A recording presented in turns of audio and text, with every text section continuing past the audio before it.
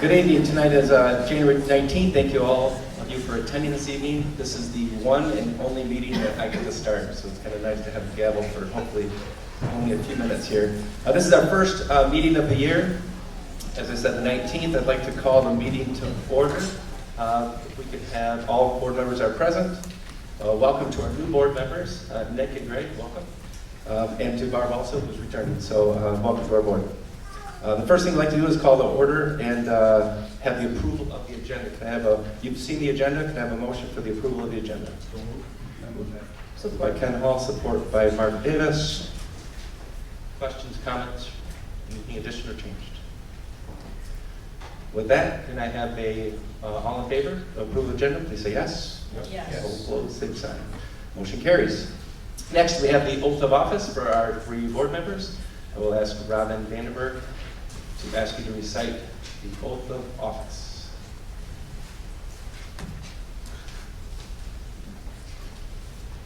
Could I have Barb and Nick and Greg stand? And raise your right hand and repeat after me. I do solemnly swear that I will support the Constitution of the United States That I will support the Constitution of the United States and the Constitution of this state, and the Constitution of this state, and that I will faithfully discharge the duties and that I will faithfully discharge the duties of the office of member of the Board of Education of the office of a member of the Board of Education of Hudsonville Public Schools, of Hudsonville Public Schools, Ottawa and Allegan Counties, Michigan, Ottawa, and Allegan Counties, Michigan, according to the best of my ability. according to the best of my ability. Thank you. Thank you very much, Robin. Our next order of business is the election of Board of Education officers for the 2023 calendar year. At this time, I will open the floor to accept nominations for the president. Do I have any nominations? I'd like to nominate Barb Hooper for president. I have a nomination for Barb Hooper from Mark Davis. Do I have a second? Yes. Second from Greg Chansky. And I'd like to make a motion to nominate Ken Hall as president. So I have a motion on the floor also to nominate Ken Hall as president from Dawn Sneeden. Do I have a second? Second. Second from Andrew DeWitt. Do I have any other nominations for president for the Board of Education? Okay, at this time, I will call close to the nominations. The best way to do this is to then go through the board and ask each member who you are nominating for president for the Board of Education. I will start with Nick Bolhuis. I'll go with Barb Hooper. Barb Hooper for Nick Bolhuis. Next is, I did this right, Greg Chansky. I'll go with Barb. Barb Hooper. Next is Mark Davis. Barb Hooper. Thank you. Andrew DeWitt. Mr. Hall. Barb Hooper.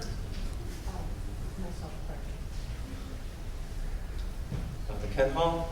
Myself, Ken. Dawn Sneeden. Ken Hall. So Dawn has 4 votes, Ken has 3, so Barb will be the president for 2023 for Hudsonville Public Schools. At this point, I am thrilled to turn this over to Barb.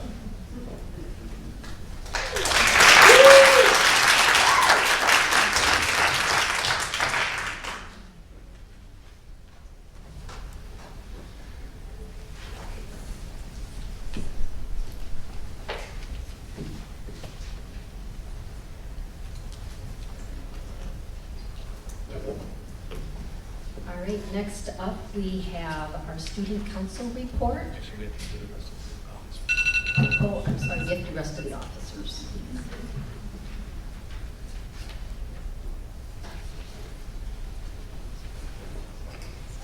All right, I now open the floor for nominations for board vice president. Barb, I'd like to nominate Nick Bolhuis for vice president. Okay, we have a nomination for Nick by Greg and supported by I'll support that. Mark Davis. Are there other nominations for board vice president? I'd like to nominate Mr. Hall. All right, we have a nomination for Ken Hall by Andrew and a second by Dawn. Other nominations for board vice president? Okay, hearing none, we will close and we will do a roll call, alphabetical. So we start with Nick Bullhouse. I will myself. Someone for Nick, and then you go to Greg Chansky, Nick, Lloyd, Mark Davis, Nick Millage. Nick Bullhouse, Andrew, Mr. Hall. myself will be Nick, Ken, Ken Hall. and Dawn. Ken Hall. All right. Nick Bullhouse has received 4 votes, and Ken Hall has received 3 votes. So Nick Bullhouse will be the vice president for the next calendar year.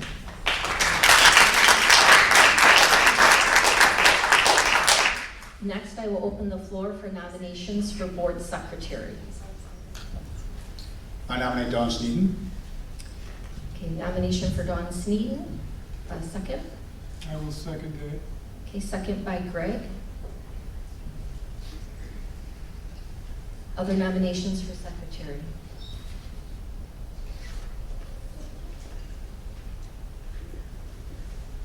Hearing none, we will close the nominations for secretary. Roll call, Nick. Dawn. Okay, all in favor, say yes. Yes. Opposed, same sign. All right, Dawn Sneeden will be our board secretary for this calendar year.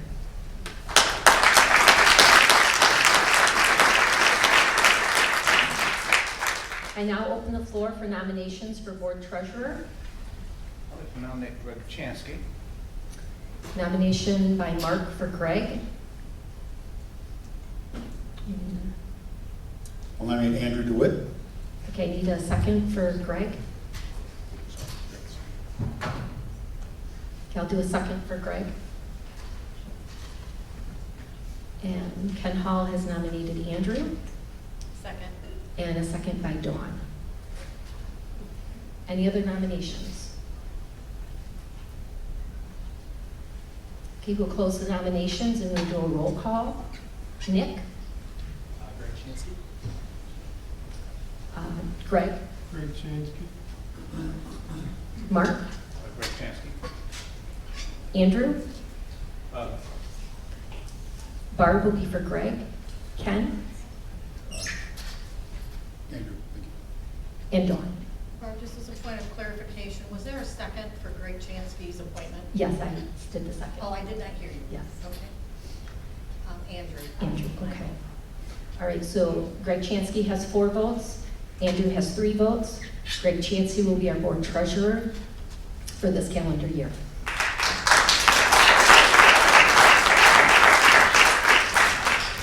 All right, I now open the floor for nominations for board assistant secretary / treasurer. I would nominate Andrew for that position. Okay, so Greg Chansky has nominated Andrew DeWitt. We need a second. I'll support that. Second by Mark. Other nominations?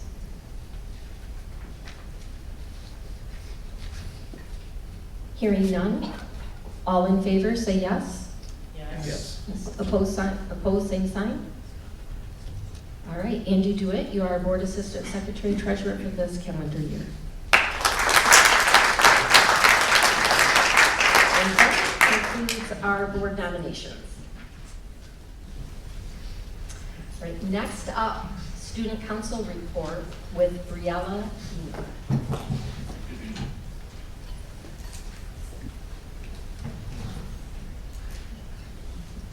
Hello, my name is Briella Beamer, and for those who don't know, I'm Student Council's Public Relations Officer. I'm here to report on the things that we are currently doing. So we had a blood drive on Tuesday, which went amazing. Our goal was 84 donors, and we ended up having 124. There were 101 successful donations, and we had 45 first-time donors. I would also like to take the time to congratulate Lindsay DeHaan and Ridley Earhart, both of whom are students at HHS, and also Angela Moe, a community member, all of which reached a milestone of 1 gallon of blood donated. And as someone who has never donated blood before, I find that really cool. We also had nominations on Tuesday for Student Council's Exec Board, so I look forward to reporting hopefully the results of that next time I see you. Also, Valentine's Day is coming up, which means we are doing this thing called Half a Heart, and for those of you who don't know what it is, everyone at the high school gets half of a paper heart that has a number on it, and they're supposed to find their matching half, and then they can turn it in to get a prize. Okay, and then lastly, I know I said a few months ago that we might be having a winter dance, and then it was a probably, but now it's a definite. We are going to have a winter dance. Our date is February 17, which is the night of the boys' basketball game against Jenison, and our plan is to have a semi-formal at the game, and then people can go to the dance afterwards, which is happening at the freshman campus. And we will not really be strict on dress code at all. We're welcome for anyone to come, no matter what they're wearing. And yeah, tickets will be sold at the door for that. Thank you. Does anyone have any questions? It's not completely accurate that there's no dress code.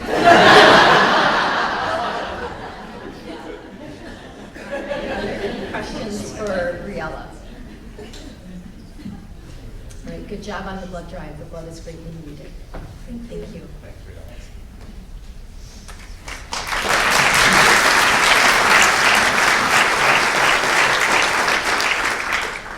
Next up, we have our teaching and learning features. We have 2 this evening, and we will start with Melissa Barnard and Mike Petroli.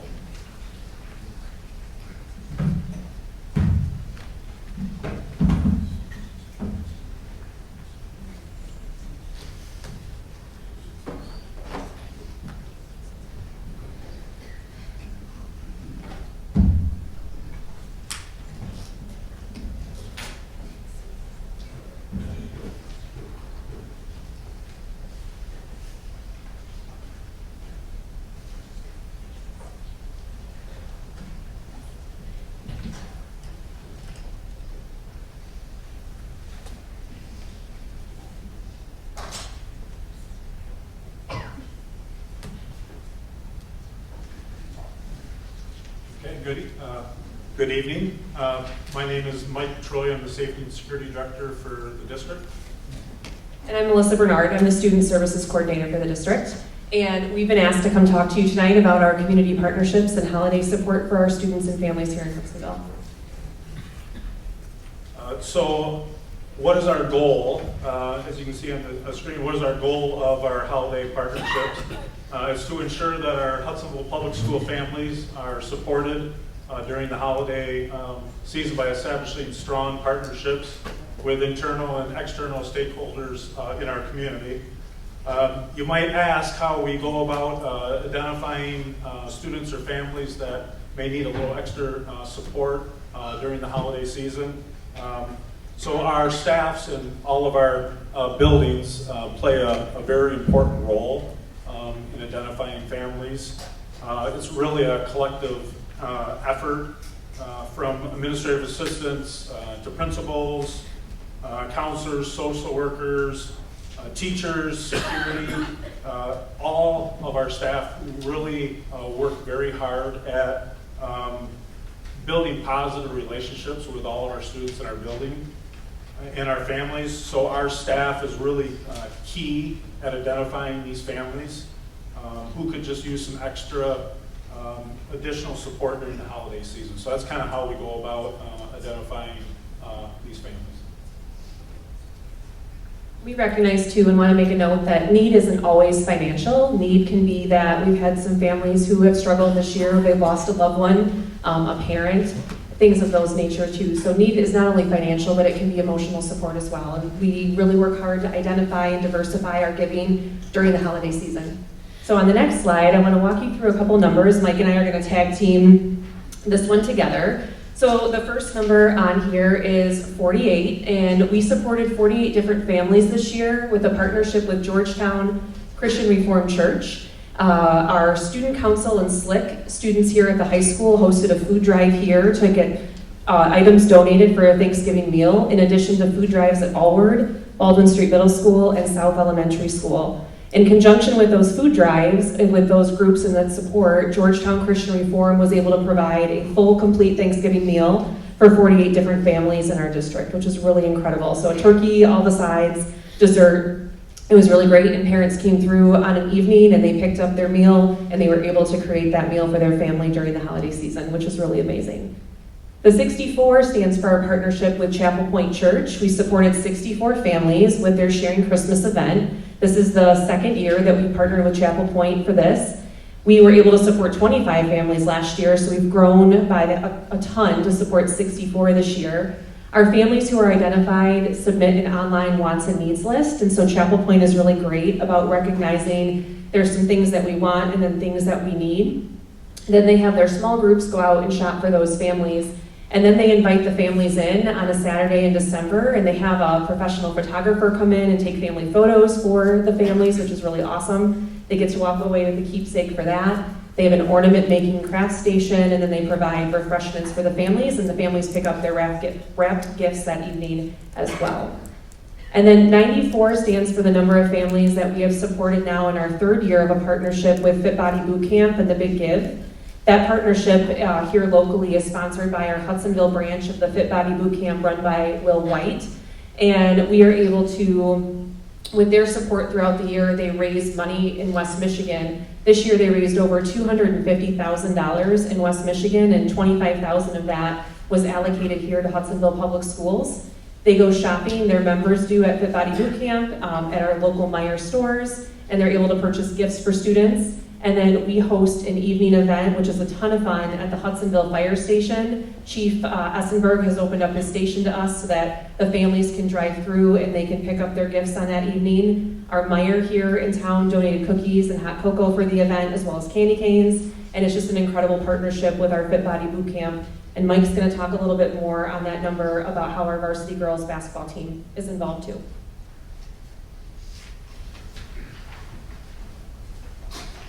So you look at the amount of families or children that we support, and 94 is a huge number, and with that comes a ton of presents. You would not believe how many vehicles Fit Body Boot Camp, they roll through the fire station with like 10 vehicles just loaded with presents. And we got to organize all those and then figure out a way to hand them out. So when we first started this, it was the year of COVID.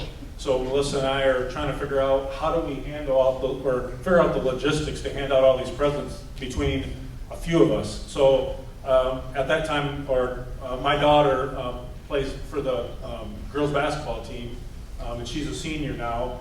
But Casey Glass always feels it's really important to have his players give back to the community. So we thought what a great opportunity for them to get involved. So we did it at the administration building on Van Buren, and the girls came and we had all the presents downstairs, and they ran up and down stairs and brought all the presents out to the families that drove in. So we really appreciate Coach Glass' support and his team, and they've done it for 3 years now. So it's awesome to be able to have them support us as well. And then 50. So 50, that signifies our Shop with a Hero event. So the Shop with a Hero event is held at Meijer's in Hudsonville. They do it in Jenison too, but ours is in Hudsonville. And the Shop with a Hero event, Meijer's gives out 50 $100 gift cards to students. And so the Sheriff's Department, Deputy Smith and Deputy Patma assist me in organizing that. And the students come, they are teamed up with a Sheriff's Deputy and or somebody from Hudsonville City Fire Department or Jamestown Fire Department, and they go shopping for their families. and they're able to buy presents for their brothers or sisters or mom and dad or grandpa and grandma, and then they use a $100 gift card to pay for those items. A neat part of with the Shop of the Hero is just the positive relationship that families and students can build with our law enforcement community and our fire department. So it's a really cool event.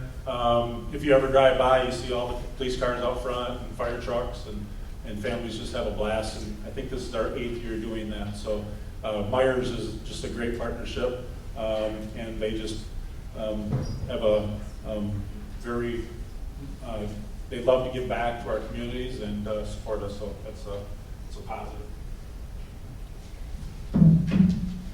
And then the 13 up here stands for the number of Eagles Landing sleds. Our Eagles Landing is a school store headed up by Joe DeSmit, one of our teachers here at the high school. And those students, through various efforts, coin wars, just donations during the year, soliciting businesses, collected over $25,000 that they then turn around and create sleds for our families, and they were able to support 13 different families with these really cool sleds. We have some photos in the next slide where you can check it out, just through a variety of gifts that way. So that is a student-led, teacher-led initiative here in the building that's been going on for quite some time, and Joe DeSmit heads that up with his Eagle Landing students, which is incredible.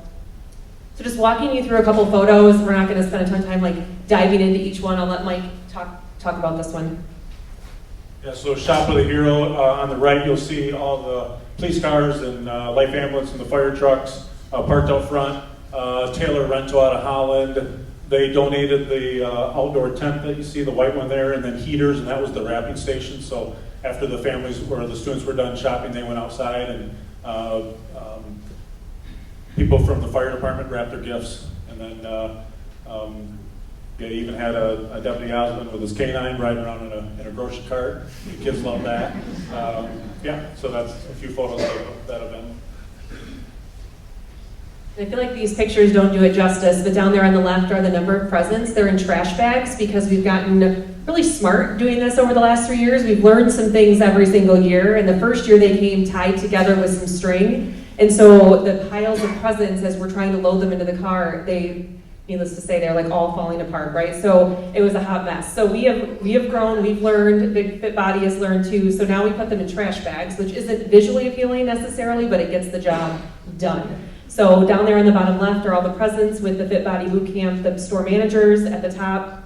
Some of our Ottawa Community Schools Network. We have school community coordinators in Allward, Baldwin, and South schools. They're pictured there too. Our girls varsity team there in the middle. And then on the far right, just a picture of the gifts together at the fire station as well.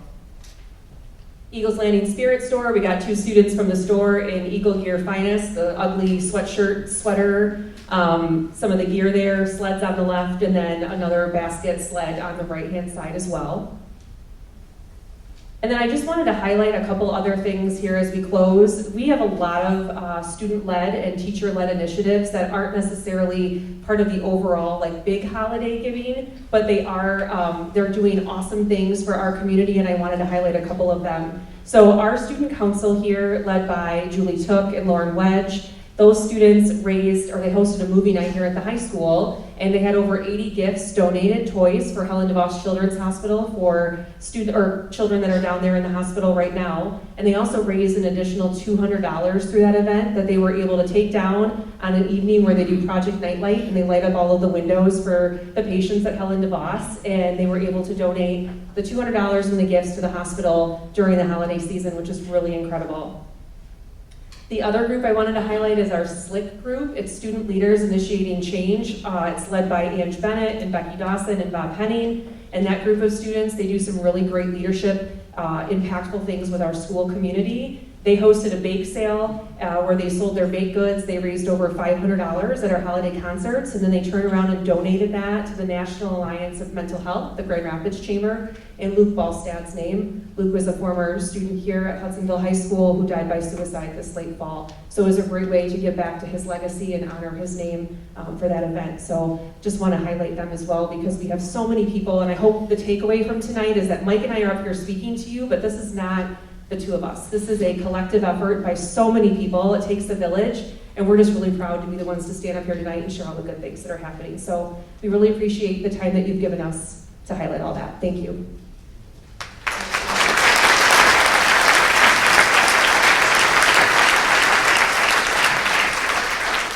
Thank you, Mike and Melissa. Are there any questions from the board for Mike or for Melissa?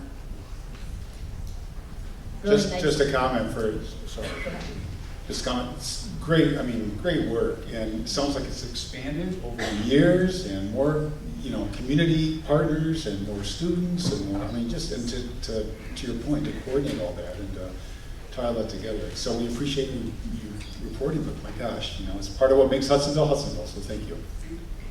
Real quick, I know you didn't plan this, but with Shop of the Hero, the minor fender bender on 32nd drew even more police to the area. I was like, come to Meyer at that point. And I do see Mrs. Took and Mrs. White in the audience.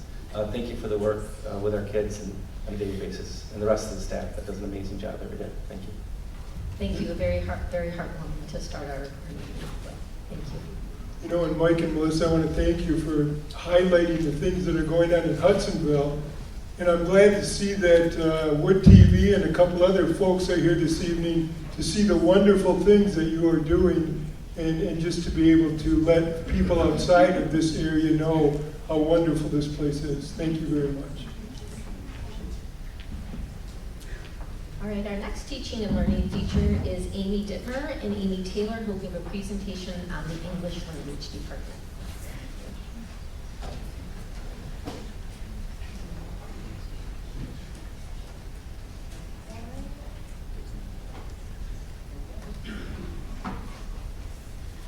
Good evening. Try that again. Yes, you can hear me? Okay. Good evening. So English learners bring really a lot of unique strengths, enrich our classrooms and our district's demographic makeup. They also, however, face some linguistic and acculturation challenges. So our English Learner Program works to meet the needs of our English learners by collaborating with administrators, teachers, support staff to implement high-quality instructional programs, along with always our efforts of continually monitoring and adjusting any of that service delivery based on student need. So we will be highlighting this evening really the English Learner Program and student trends that we see with our English language learners over the last 5 years. To get us started, I would like to introduce Amy Dittmer. Amy is currently serving as a part-time EL coordinator and an elementary EL teacher. And the collaboration that we've had in her role as part coordinator, part teacher, as well as the other teachers and support staff in the program has really elevated some of the programming, and so we wanted to highlight some of that here for you this evening. If you're not aware, you may be asking, who is an EL student? And EL stands for an English learner, and that is any student who is learning English as a second, third, or multilingual student. We identify our English learners by the MDE's guidance. So all students who enroll in Hudsonville fill out a home language survey. If they answer yes to one of the two questions, are languages other than English used in the home, or is the student's first language a language other than English, we are required to screen them using the WIDA screener. And based on the Michigan Department of Education's entrance and exit protocol, depending on their score, they then qualify to receive English language services. According to the Office of Civil Rights, we are allowing students meaningful access to not only the core curriculum, but also providing them the basic English language instruction that they need to be successful within our school system. The amount of support that they receive is correlated with their proficiency level. Here's Hudsonville's data over the last 5 years. We've nearly doubled our number of multilingual learners within Hudsonville. Back in 2018-19, we had 67 multilingual learners, and this year we have 123 currently. The breakdown between grade levels, 71 of those are elementary students, 21 middle school students, and then 31 high school students. We also have 44 students who are known as formally English language learners, According to the state, we must monitor their progress for 4 years to make sure they're still continuing to receive the support that they need and making adequate gains. Hudsonville has over 26 languages represented within our district, and we've also seen an influx of newcomer students in the last few years. So a newcomer student, also known as an immigrant student, is a student who is between 3 and 21. They were not born in the United States, and they have not attended United States schools for more than 3 years.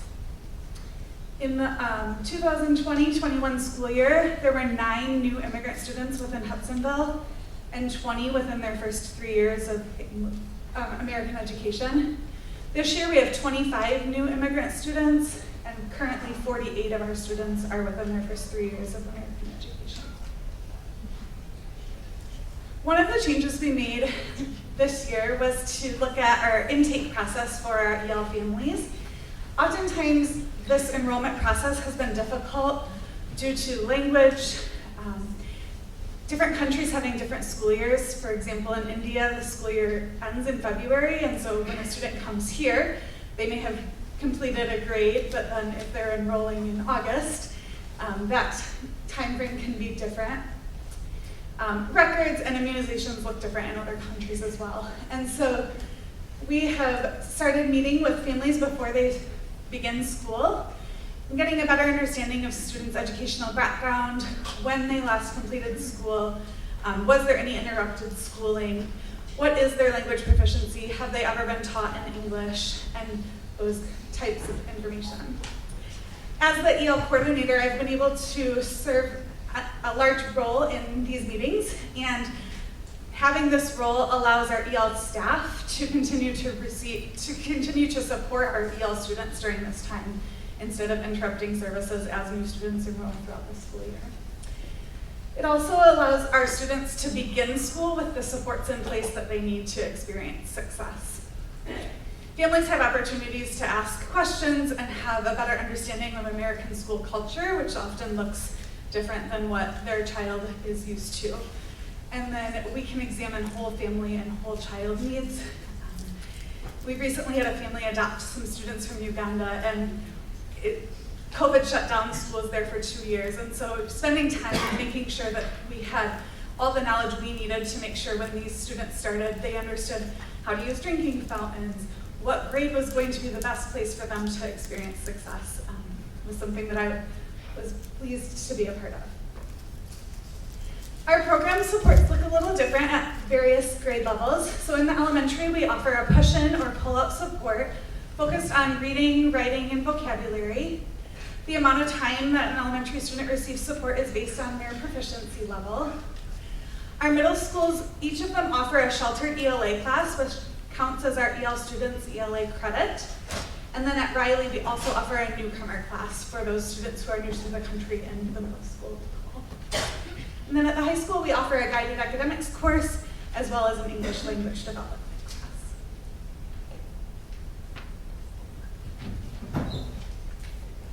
As I mentioned in the opening, we're always monitoring our programs and determining what is going well and then making modifications as we go. And so as we move into measuring program outcomes, Amy was able to kind of provide an overview of what that programming looks like.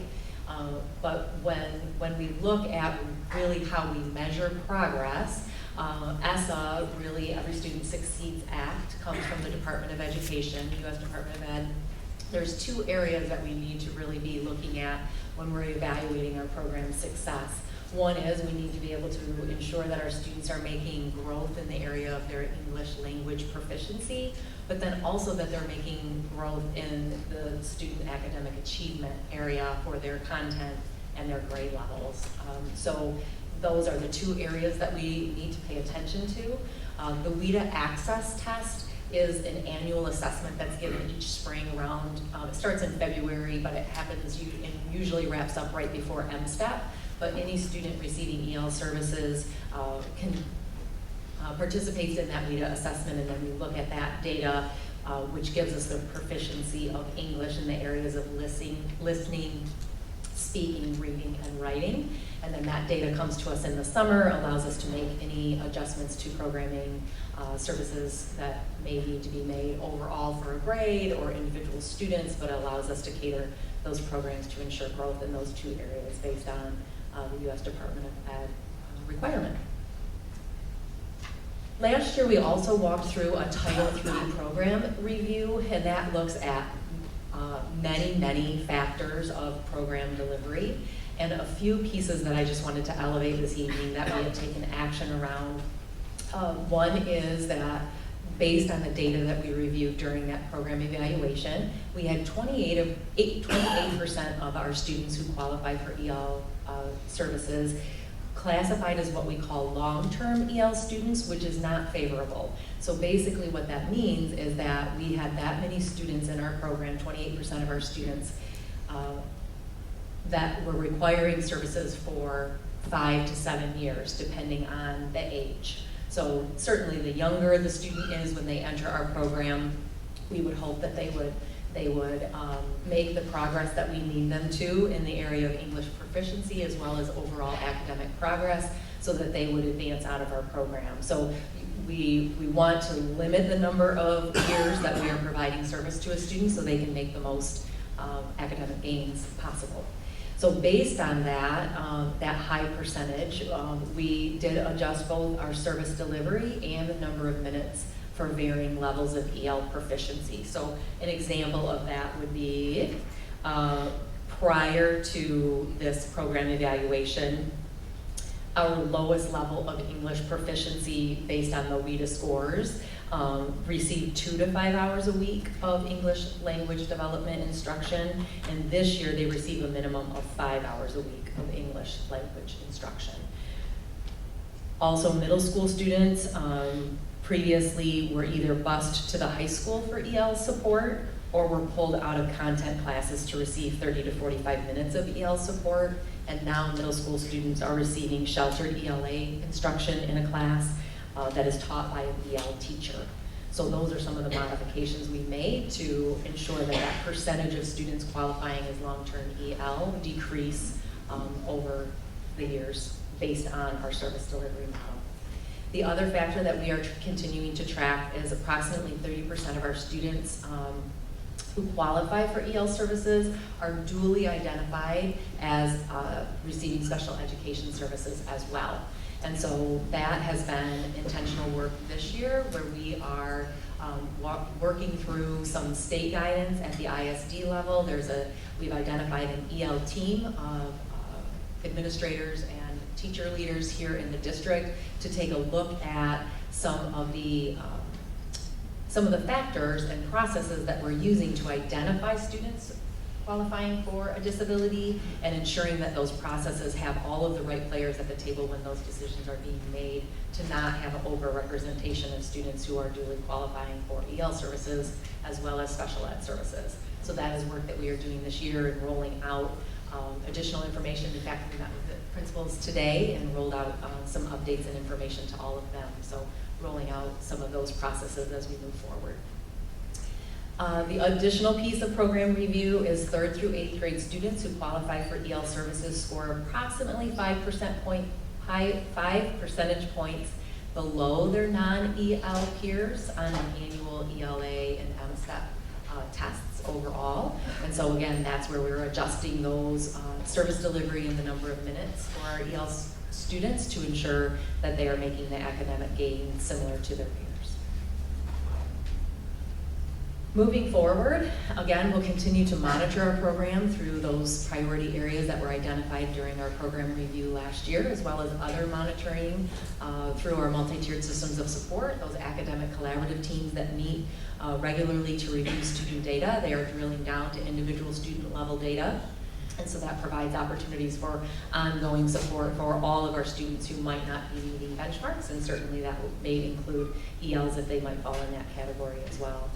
We'll continue to offer professional development opportunities for all of our teachers. I think that when we look at our trend data and the number of students we had just simply 5 years ago and the influx of newcomers who are coming to our classrooms with very little English or none at all, that means that as educators we have to grow our knowledge and skill about how to support these students in our classrooms.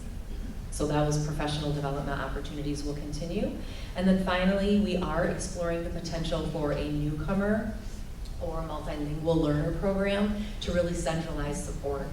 Due to the number of buildings and the number of increase of students that we have needing service, we need to either continue to add staff, which of course there's a cost to that, or consider what centralizing services might look like if we brought newcomers together in a multilingual learner program. And so we've been exploring other districts that offer that type of programming and beginning to explore what that might look like and some of the pros and cons of shifting to that that service model for our newcomers or that proficiency of student.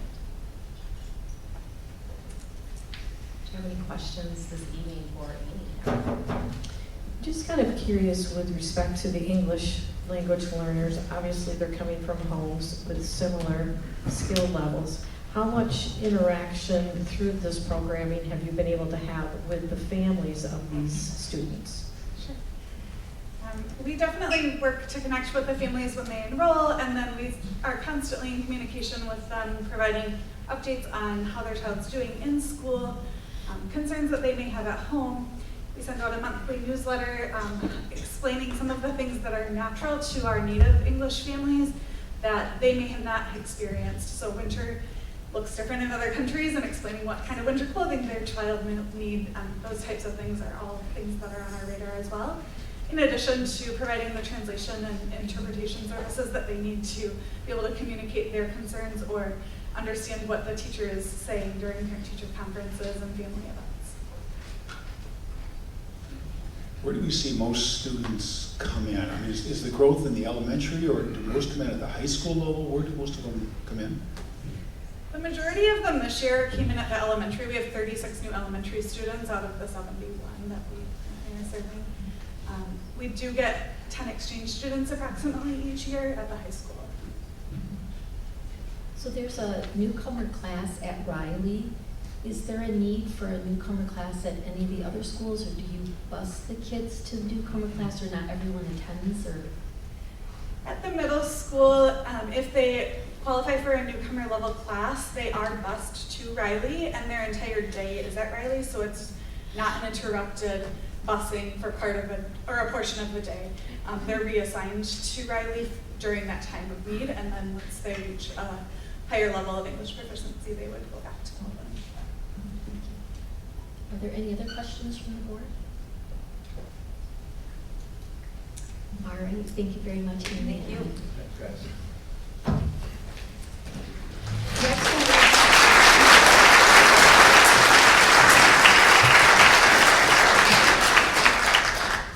Next we'll move to our recognition of visitors and hearing of people present.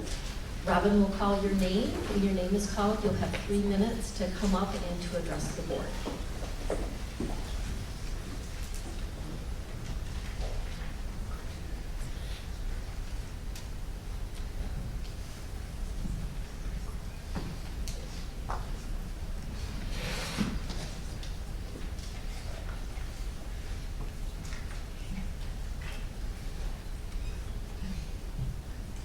Our first speaker is Gwen Snoink.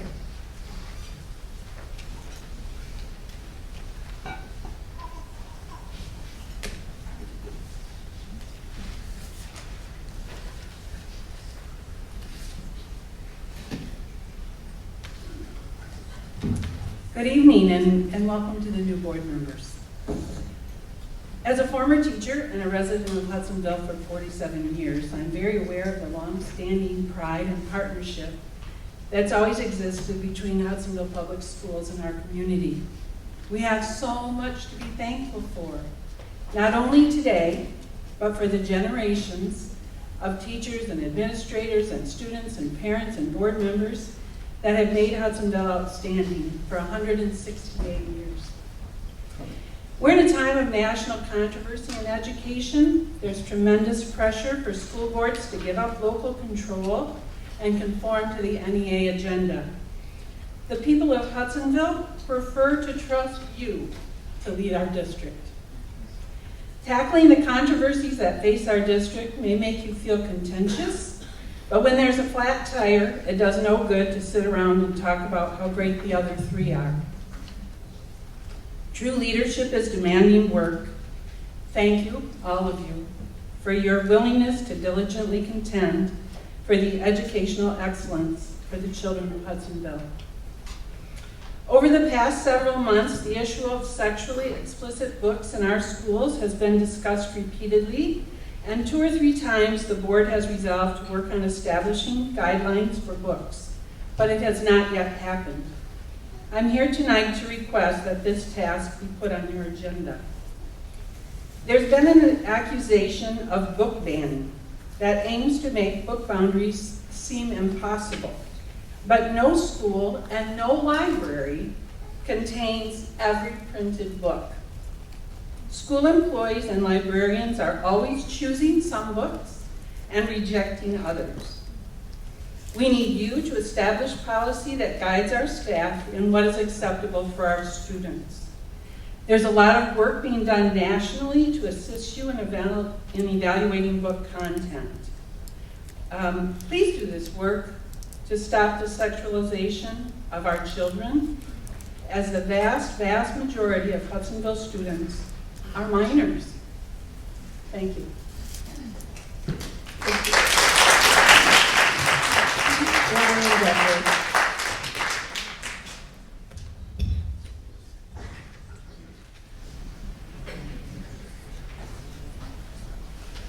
Good evening. Last month I talked about how malignant actors within HPS can misuse the phrase, support all students. Another phrase that some like to stretch to fit their agenda is the term student safety. Student safety is not primarily about protecting a student's feelings or their self-perceptions or their pronouns. The primary aspect that you are charged with around student safety is their actual physical safety. To that end, I want to challenge the board and the administration in 3 areas. The first area is around guns in school. I commend the board on the hiring of another security officer last month. This is a step in the right direction. Schools are an attractive target for mass shooters because they are largely gun-free zones. But those of us with critical thinking skills all realize that the more guns you can get into the hands of well-trained adults in schools, the safer we can make our kids inside of our school buildings. So while I commend the addition of an additional police officer, I would encourage the board and administration to expand their options on how to enlist more well-trained adults to carry guns in school. Michigan state law allows for members of school security staff to carry weapons on school grounds. I propose that much like we often hire our teachers to also moonlight as coaches on our sports teams, we should open school security positions for any well-trained teacher to carry a firearm in and around our campuses. I know some will really bristle at this suggestion, but please remember I clearly said well-trained adults. I also referenced critical thinking skills, so please keep that in mind when some are breathlessly flabbergasted around the idea that guns can keep people safe. The second area I would encourage you to evaluate is around preventing child sexual abuse. I recently received some prevention training in conjunction with the youth wrestling program, and it certainly made me consider the greater HBS world. We are a large district, and the odds are that right now we have one or more predators working to gain trust and access to their preferred targets through our own programs, school clubs, or sports teams. We should consistently be evaluating our policies, procedures, and training to equip our admins, teachers, and coaches in safeguarding our students. Maybe they are all very robust, I don't know, but please take time to evaluate them and continually improve our effectiveness in this area. The last area that I want to talk about used to be fairly simple, but it will likely become bizarrely complicated. Please develop a forward-looking, robust, and enforced strategy for keeping people with penises out of our daughters' locker rooms and bathrooms. Teachers and administrators who have no interest in protecting our daughters in this way have no business in our kids' lives, and no business taking tax dollars from my pocket and putting it in theirs. Thank you. Jennifer Johnson.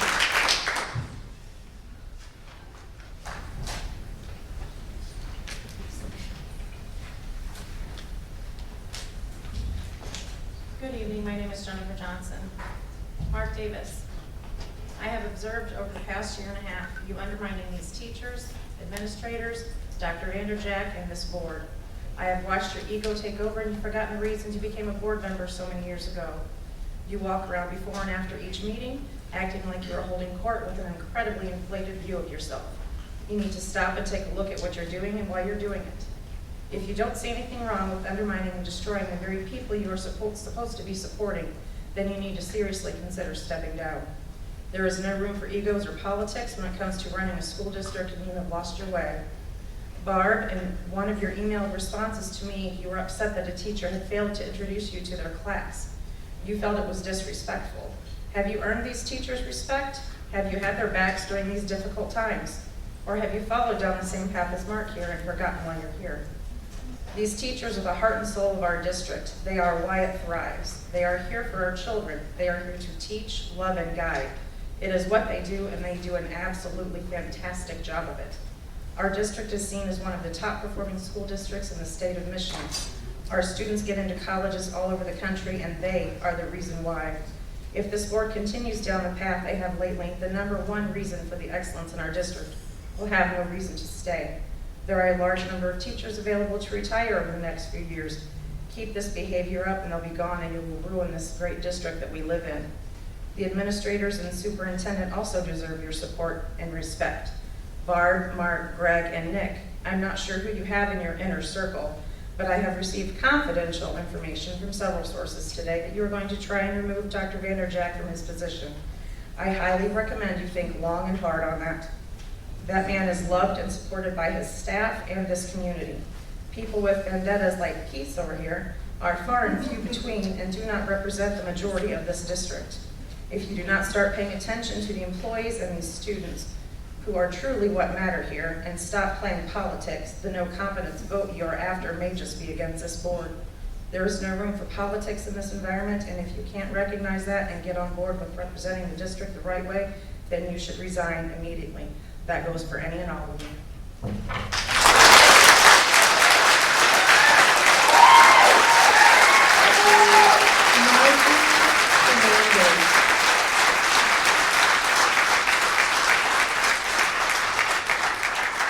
Marjorie Hernandez.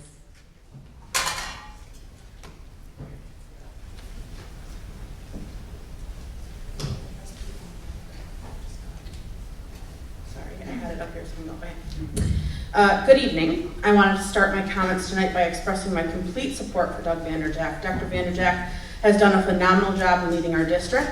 He listens to all invested people in the district and supports all of our students. I have appreciated his demeanor and behavior in all of the meetings I have attended, both here and separately. With the board gaining 2 members and maintaining another who are funded by and members of an exceptionally conservative group, it is important to remember that the board serves at the pleasure of its constituents, all its constituents, even the ones who did not vote for you. I caution the board in making too many extreme changes too quickly. Please do not follow in the footsteps of Allendale or our county commissioner board. You are to conduct yourselves according to the Hudsonville Board of Conduct, which you will do later this evening. In that Board of Conduct, it states that you will conduct all board business openly and honestly. All 3 of you ran on transparency. I expect that promise to be held true now that you are on the board. Another part of the Hudsonville Board of Ed Code of Conduct is to fairly and equally represent all students in the district. We have a variety of needs, races, genders, sexualities, and religions in our district.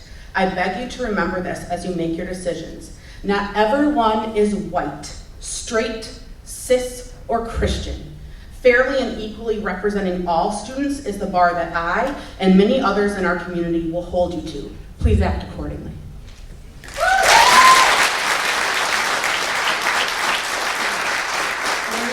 Judy.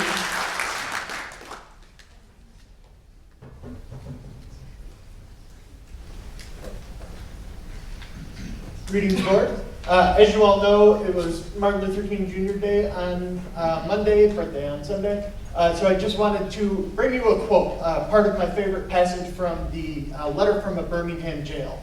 Talks about how there are people that are more devoted to order than to justice, and how the biggest stumbling block towards progress is people who prefer a negative peace, which is the absence of tension, to a positive peace, which is the presence of justice.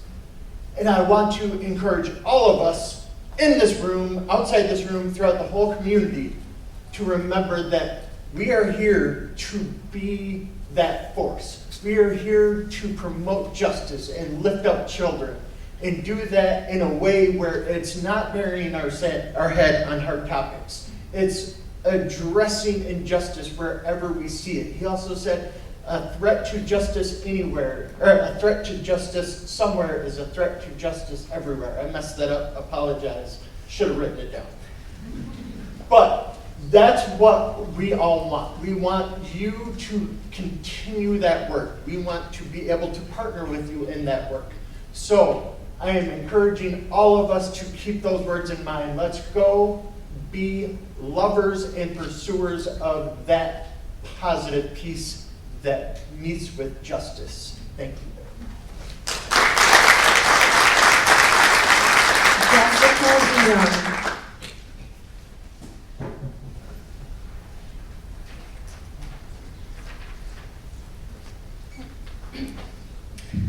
Good evening. My name is Jessica DeYoung. I live in Hudsonville and have 2 children who attend school in our district.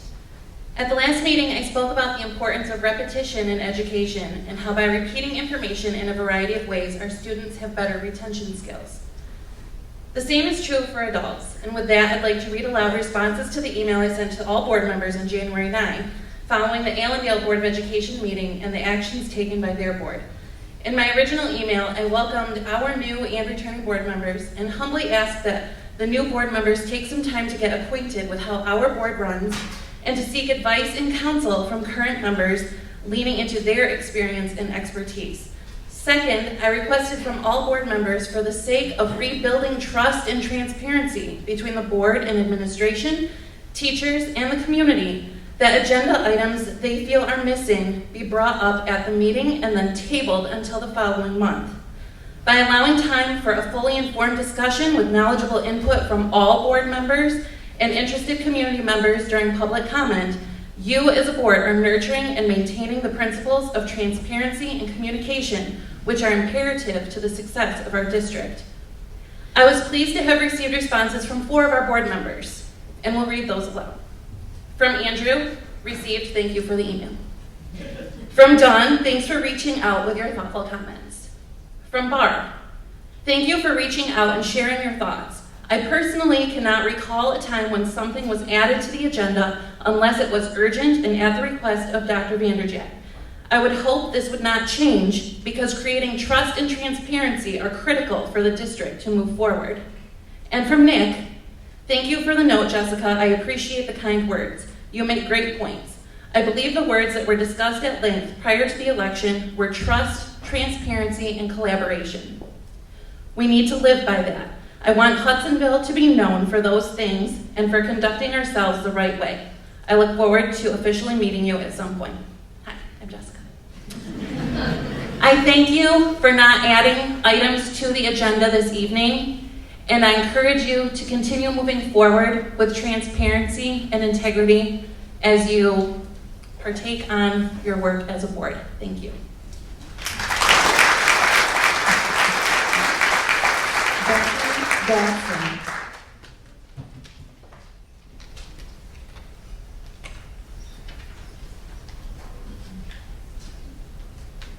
Good evening.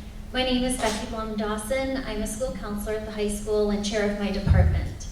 I've lived or worked in this district all but 1 year of my life. I've witnessed the changes this community has experienced to include changes among our youth. Tonight I'd like to speak briefly regarding the changes and challenges surrounding mental health. On November 15, I took a phone call first thing in the morning from a grief-stricken mother whose son, a 21 grad, had died by suicide less than 24 hours earlier. 11/15/22 quickly became the worst day of my 20-plus year career in education. In the weeks before this call, I attended a visitation for another Hudsonville High School grad and former student who also died by suicide. My department also walked alongside another HPS family who lost a mother, sister, aunt to the same tragic circumstances. I can attest that over the past several years, there has been an increase in mental health concerns. The CDC states in 2019, approximately 1 in 6 youth reported making a suicide plan in the past year, a 44% increase since 2009. I can deduce that these numbers have continued to rise since COVID because I'm living it. Diagnoses of generalized anxiety disorder, major depression, bipolar disorder, etc. is on the rise. Absences due to long-term residential stays, inpatient stays, day treatment therapy is also on the rise. Resources that I am grateful for. And it's not just suicide and mental health diagnoses that are on the rise, but also stress. The day-to-day stress of coping and managing being a youth in 2023. Tier 1, 2, and 3 supports all matter. I'm here tonight to ask this board, new members and returning members, to approach the discussion surrounding mental health and social emotional curriculum in good faith and positive intent, using data instead of distrust to drive the conversation, using guidance from and expertise of the staff and administrators rather than politicized Facebook groups, using integrity and respect instead of weaponizing SEL and sowing seeds of suspicion. We, you, and I, my team and colleagues have an immense responsibility to walk alongside our students and families. Please honor that responsibility by building trust and providing support. I am urging you.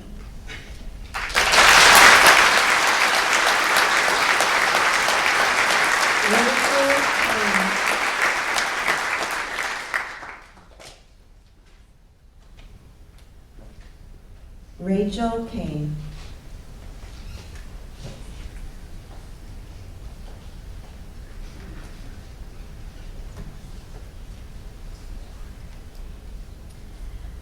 Tonight we heard about a successful blood drive. I think I heard gallons of blood, maybe use those words. We heard about a successful food drive, absolutely totally separate than the blood drive, thankfully. We saw trash bags full of presents and shopping trips with police officers. There was just so much kindness and love being organized and shared by our Hudsonville students. I watched the smiling faces of board members here and the hum of appreciation from the crowd behind me. And even Greg Chansky stopped to make sure that our media saw this as evidence as our Hudsonville character. We aren't hateful here. Look at what our students are doing. But I would like to point out that those wonderful actions are a direct result of social emotional learning. The social emotional learning that is so disputed and disparaged by Ottawa Impact and the board members they placed here today. Self-awareness, self-management, social awareness, and relationship competence are all the foundational skills that support the acts of community kindness that we heard about today. The room here seemed to value those social skills and kindness, but for some reason we don't want it taught. It seems to me that the problem isn't the kindness, it's who it's directed towards. Specifically, who is part of our community? Who belongs here? It seems that you think your community should look very white, very heterosexual, very Christian. I worry that you think kindness stops with your mirror. I stand here to remind you that Hudsonville is larger than you and your churches. We need robust SEL education in our schools for that exact reason, so that our students can be well-trained in using their words, not their guns. They can respect identities even when they don't understand those identities. And so that they can see and value cultures different than what they see on Sundays. Being kind to people that look just like you isn't as impressive as you think it is, Greg. It's about how we as a community respect and care for the students who are different that will show our true character. And so far, I am deeply concerned by the values touted by so many on this board and in this room. I'm here to let you know that I have no plans on letting you define the character of this community.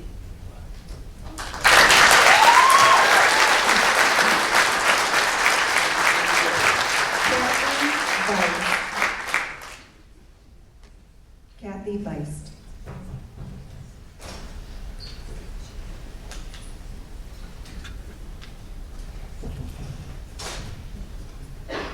Good evening. I'm Kathy Bice, the parent of 2 Hudsonville graduates and 1 current high school student. I want to express my gratitude to all the teachers and administrators in the district for the work they do every day with our students and for our students. Thank you for continuing to shape and mold the lives of our kids. I recognize that your positions are not easy and that sometimes you carry the burden of unfair criticism. Please know that I see you and the positive impact that you have on students in the district, including mine. And to the board, I ask you to take your responsibility to keep all our students safe with the utmost of seriousness. The emotional, spiritual, and physical safety of the students in the district is in your hands. This means that you are willing to call out those who are demeaning students who have different viewpoints and perspectives than the mainstream. This means that you seriously consider approving both new and revised policies that serve to advance the emotional, spiritual, and physical safety of all students. This means you vote for and champion the safety of all the students in the district. Let's keep all our students safe so that this district can thrive. I encourage you to live into the oath of office and to your commitment to care for the students, every student in our district.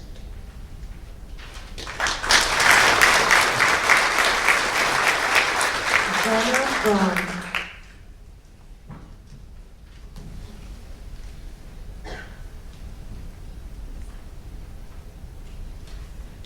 Watching last night's varsity wrestling match against Grand Haven, woo, we won, inspired me to write this. If you've never been to a wrestling match before, I know some have, but if you have never, varsity or any other level, it is something to behold, unlike any other sport I've ever been to. The atmosphere is electric, the adrenaline is full throttle, only one athlete wrestles at a time based on their weight class, and each match is scored by a point system. The score for that athlete then goes to a total for the school team. As each HPS wrestler took to the mat, the bleachers and sidelines screamed and cheered. It didn't matter if they were the best wrestler, like one of our state wrestlers, or just doing their best because they enjoyed the sport. Everyone was anxious and hopeful that their wrestler would score points for our team. And at that moment, all parents and fans came together, even those of us that don't agree. We all cheered for each other's athletes and each other's children, and we wanted the best outcome as a school. There have been a lot of changes in Ottawa County in the last 2 weeks. The majority of them, I would say, are based on self-interest. Another school district very close to us has been completely upended in multiple facets of their district based on a PAC that has funded their newly elected board members. I understand that that PAC did not fund you, but it was associated with the group that did fund you. Please do not let that happen here. As a district, we need to do like our wrestling did last night and rally behind each student and all of our teachers. As a school board, we need to see you voting in support of all of our students, our economically disadvantaged, our Black and people of color, our LGBTQIA students, our multilingual students, and our students with disabilities. These students are a part of what make our population in Hudsonville so amazing and deserve to be seen and heard and loved like everyone else. You have used words like trust, transparency, collaboration. So let's use those words, but into action, and work together as a district to provide an equitable education for all of our students by continuing to support the SEL curriculum that our teachers are currently doing to change our students' lives. Thank you.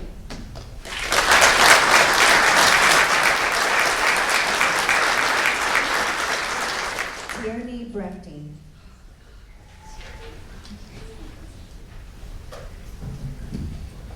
Good evening. My name is Tierney Brechting, and I am a 5th grader at Bauer Elementary.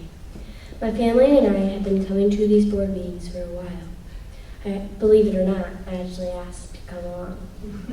During the December meeting, board member Sneeden spoke about the importance of hearing from the community, including students. When we got home, I asked my mom if there was an age requirement to speak at these meetings. She said, I don't think so. So here I am. I've been at Hudsonville Eagle my whole life. Even before I started kindergarten, I spent a lot of time at S.O.A.R. I tagged along to class parties, helped hang artwork, and helped my mom host comfort meals for the teachers. I knew almost every teacher, and they knew me, and that was before I was even a student. I've always felt welcome, supported, and cared for here at HBS. Brave, strong, loyal. Those might sound like words to describe a superhero, but I'm here to tell you about my friend. This friend and I have been close since 2nd grade. This summer, my friend came over to hang out. They took time to tell me that after careful thought, they'd changed their name a bit and that their pronouns were now they, them. I felt really proud that they felt comfortable sharing this information with me. I promised to do my best with getting their name and pronouns right. And you know what? It's not so very complicated. Sure, I've messed up a few times and apologized, but I trust my friend and want to honor and respect who they are. So why did I share my story about my brave, strong, and loyal friend? Because you can probably tell I care a lot about them, and I want you to as well. It's so important that every HBS student, no matter what their abilities are, what they look like, or even what they believe in, be treated with respect, kindness, and love. So I'm challenging the board, including the new people who just joined, to help HBS do this well. Every single student deserves to feel welcome, supported, and cared for, the same way I do. I like to end by thanking the teachers and staff. I've had incredible classroom teachers, awesome special teachers, and amazing support staff. You need to know that. At these board meetings, I've heard some pretty hurtful, aggressive, and downright mean comments about our HBS teachers. It's pretty weird to hear that from adults, but I want you to hear from a student that our teachers rock and they need your support. Thank you.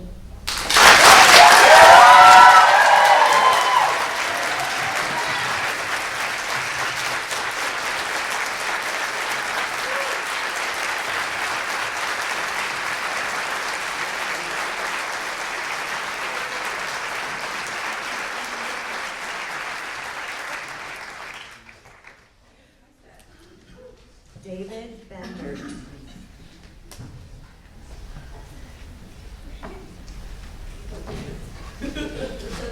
I kind of wish I had the opportunity to go before. First of all, I'd like to say to the board members, thank you for your continued service, and to the new members, welcome. Like many of the people who did not grow up here, my wife and I moved to Hudsonville in part because of the reputation of the school system and as an excellent place for students to learn and grow. We know that the school system is more than a collection of individuals that are elected to lead it. The students, the parents, teachers, and administrators all contribute to making Hudsonville great. Right now in Ottawa County, we find ourselves on the front line of a culture war that is not new and will not be resolved in this meeting. If we're not careful, the meetings can dissolve into shouted Facebook memes going back and forth without much meaning or understanding. With apologies to Billy Joel, we didn't start this fire and we're not likely to end it either. You're welcome for putting that song in your head. Through the ongoing turmoil, it's important to remember that we all share an important goal, educating students so that they can become productive members of society when they graduate and before. We may differ on the best ways to achieve that or even what a productive member of society looks like, but we still have that goal. While unity is a goal we can shoot for, there are some things that I'm not willing to sacrifice. I believe that all students should be able to see themselves in the curriculum. I believe strongly that teaching social emotional learning in school is an important way to improve student outcomes. I believe that exposing students to experiences unlike their own will help them adapt in a world that is always changing. I believe that teaching American history cannot be done without first acknowledging the racism that existed at its origins, and that America's greatness was created at the expense of people who were here first and on the backs of enslaved laborers who did not have a choice in the matter. I believe that the teachers and administrators that were hired by this board to interact with our children on a daily basis should be allowed to do the work that they were hired for. They are the backbone of this district. Their caring and skills make this district great. To them, I would like to say thank you for continuing to show up each day to first and foremost teach my kids the usual education topics, and secondly, to help them become well-rounded members of society. What happens in a classroom beyond the traditional lessons of reading, writing, and arithmetic are just as important to the overall well-being of my children. Teachers are there for all of these lessons, and I'm grateful for it. I believe that neutral education is not neutral, and it will not lead to excellence. Our district will truly be great when all students feel like they belong. Thank you.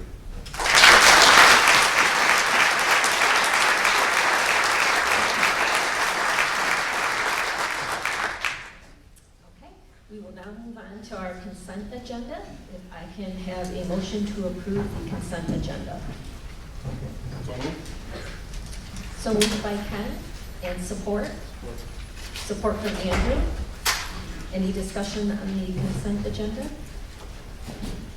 Hearing none, all in favor say yes. Yes. Opposed, same sign. And consent agenda is approved. And now we'll move on to our regular action items, and the first up is our Board of Education Code of Conduct Pledge. Robin, do you by chance have it? I don't have it in, I don't think we have it in our packet.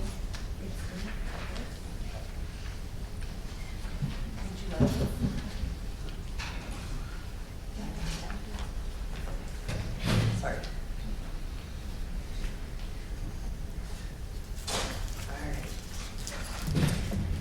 So annually, every year, the Hudsonville Public Schools Board of Education has signed the Code of Conduct.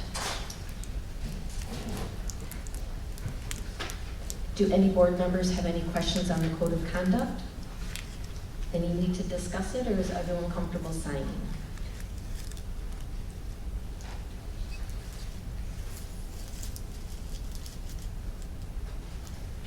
Okay, I'll go through and I'll read it.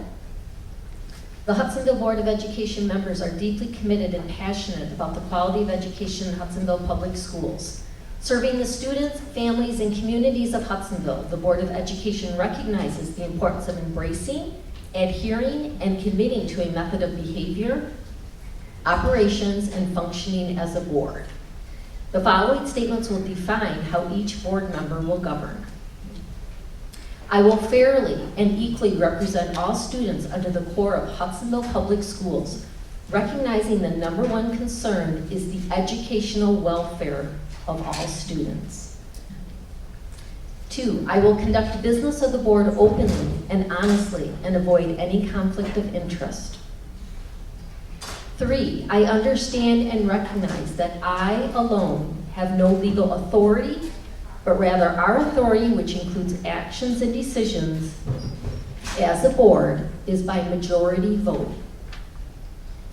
4, I will ensure the decisions of the board are supported and enacted, even if I do not personally agree nor possibly voted for the ultimate outcome. 5, I understand my role as a board member centers around hiring and evaluating the superintendent of schools and developing school board of education policy. 6, I will conduct my discussions and conversations in a respectful, productive, and cooperative manner. I will listen to understand other perspectives. 7, I will prepare for and attend all possible meetings. 8, I will be committed to the growth and development of my skills as a board member by attending local, state, and national learning sessions when practical. 9, I will respect and adhere to all legal constraints of Michigan and federal laws. This includes protecting the confidentiality and privacy of students and employees. 10, I will recognize the integrity and positive contributions of past board members and consider prior work before enacting new policies/regulations. 11, I will provide support for the superintendent and employees of the school district and ensure they are able to perform their responsibilities in a professional manner. If concerns arise, I will direct concerns to the superintendent.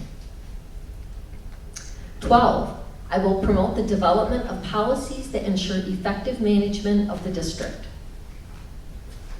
13, I will render all decisions based on the available facts and my independent judgment and avoid undue or prejudicial influence of outside groups. 14, I will refrain from posting personal opinions on board-related topics and issues.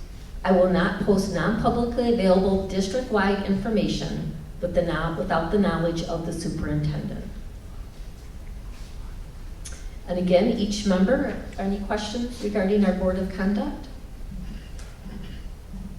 If not, each member will sign it.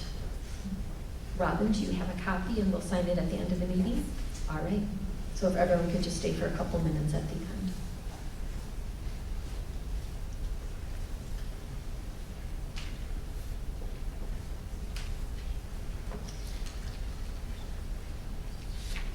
So can I have a motion on the board of conduct?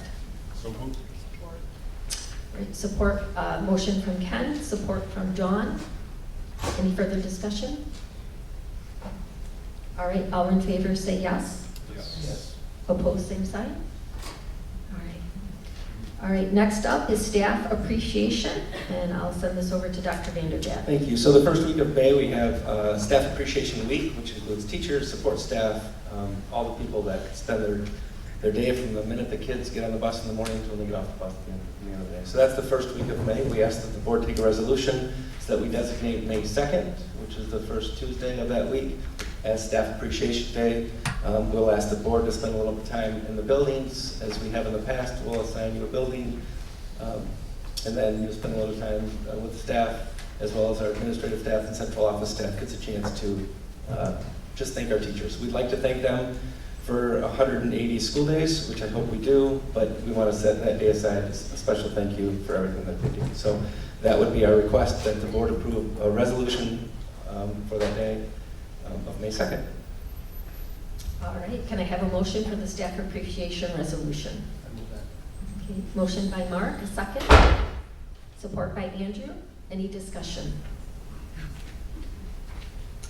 Hearing none, all in favor say yes. Yes. Opposed, same sign.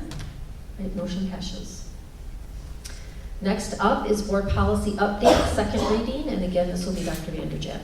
Thank you. So I have a couple things I'd like to bring to your attention. This is the second reading of board policies. This is a little bit unique for the new board members. I do apologize. We had first reading in the last calendar year, and now the second reading here. So I will ask that if there's a policy you would like to ask a third reading for, that would be certainly advisable. If there's something like clarification on. I'll go through them quickly. There is only one point of clarification I would like to make on policy number 7217, but I'll start with policy 0144.1, which is board compensation. As I mentioned in December, you are now on the Hudsonville payroll. Well, you will be on the Hudsonville payroll. Should you select compensation, which is in the policy. Mrs. Armstrong will walk you through the onboarding process, not tonight, but I know her and her staff can walk through that in the next week or so, so that we can take care of that. That would be that new policy. That is required by state law. As was mentioned earlier, policy number 5350 is a student suicide policy. There are no changes to that policy as requested. However, that falls in line with our Blue Envelope project and the work that we do. I do want to thank Melissa and her staff for really streamlining that policy. It is a very horrific policy to have. Unfortunately, we want to make sure we support our students in any way we can. There have been no recommendations to that change in that policy either.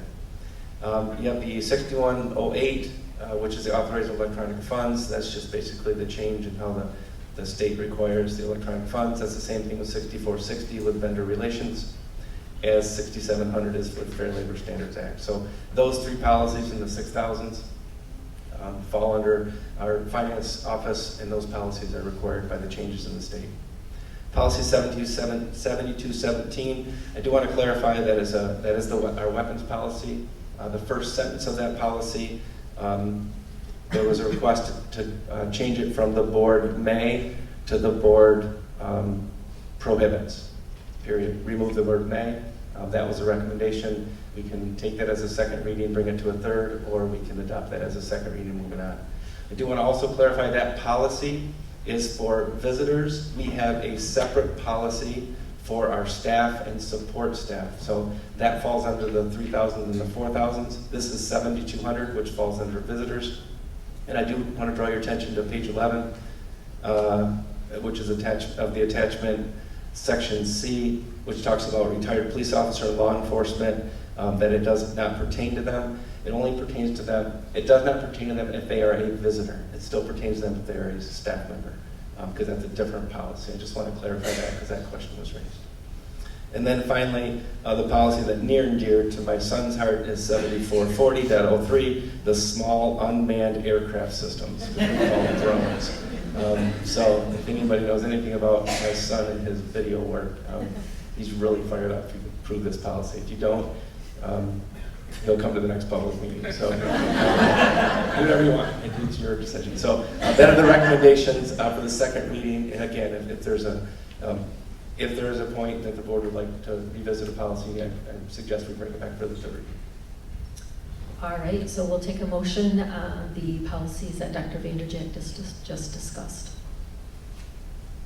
So moved. Motion to accept them all. Motion by Dawn to accept the policies. Second? Support. Support by Ken Hall. Any discussion? Okay, hearing none, all in favor say yes. Yes. Opposed, same sign. Okay, the motion passes. Right now, we're going to move on to our discussion items, and the first one is the S.O.A.R 5 process, and Dr. Vanderjagt. So I'm going to be honest, there are a lot of people here. I'm struggling to get my computer to get this presentation going, so I'm going to do it right from the board packet. So I apologize. So we are concluding, and I will say we are 2/3 of the way through our current strategic plan, which is S.O.A.R 4, and we're moving into beginning the work with S.O.A.R 5.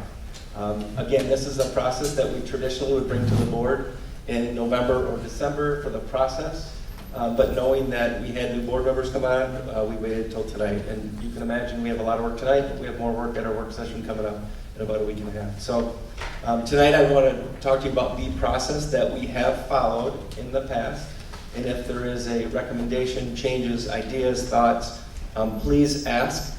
This is a discussion item. I'm not asking you to vote on this. This is not a board decision that needs to happen at any point.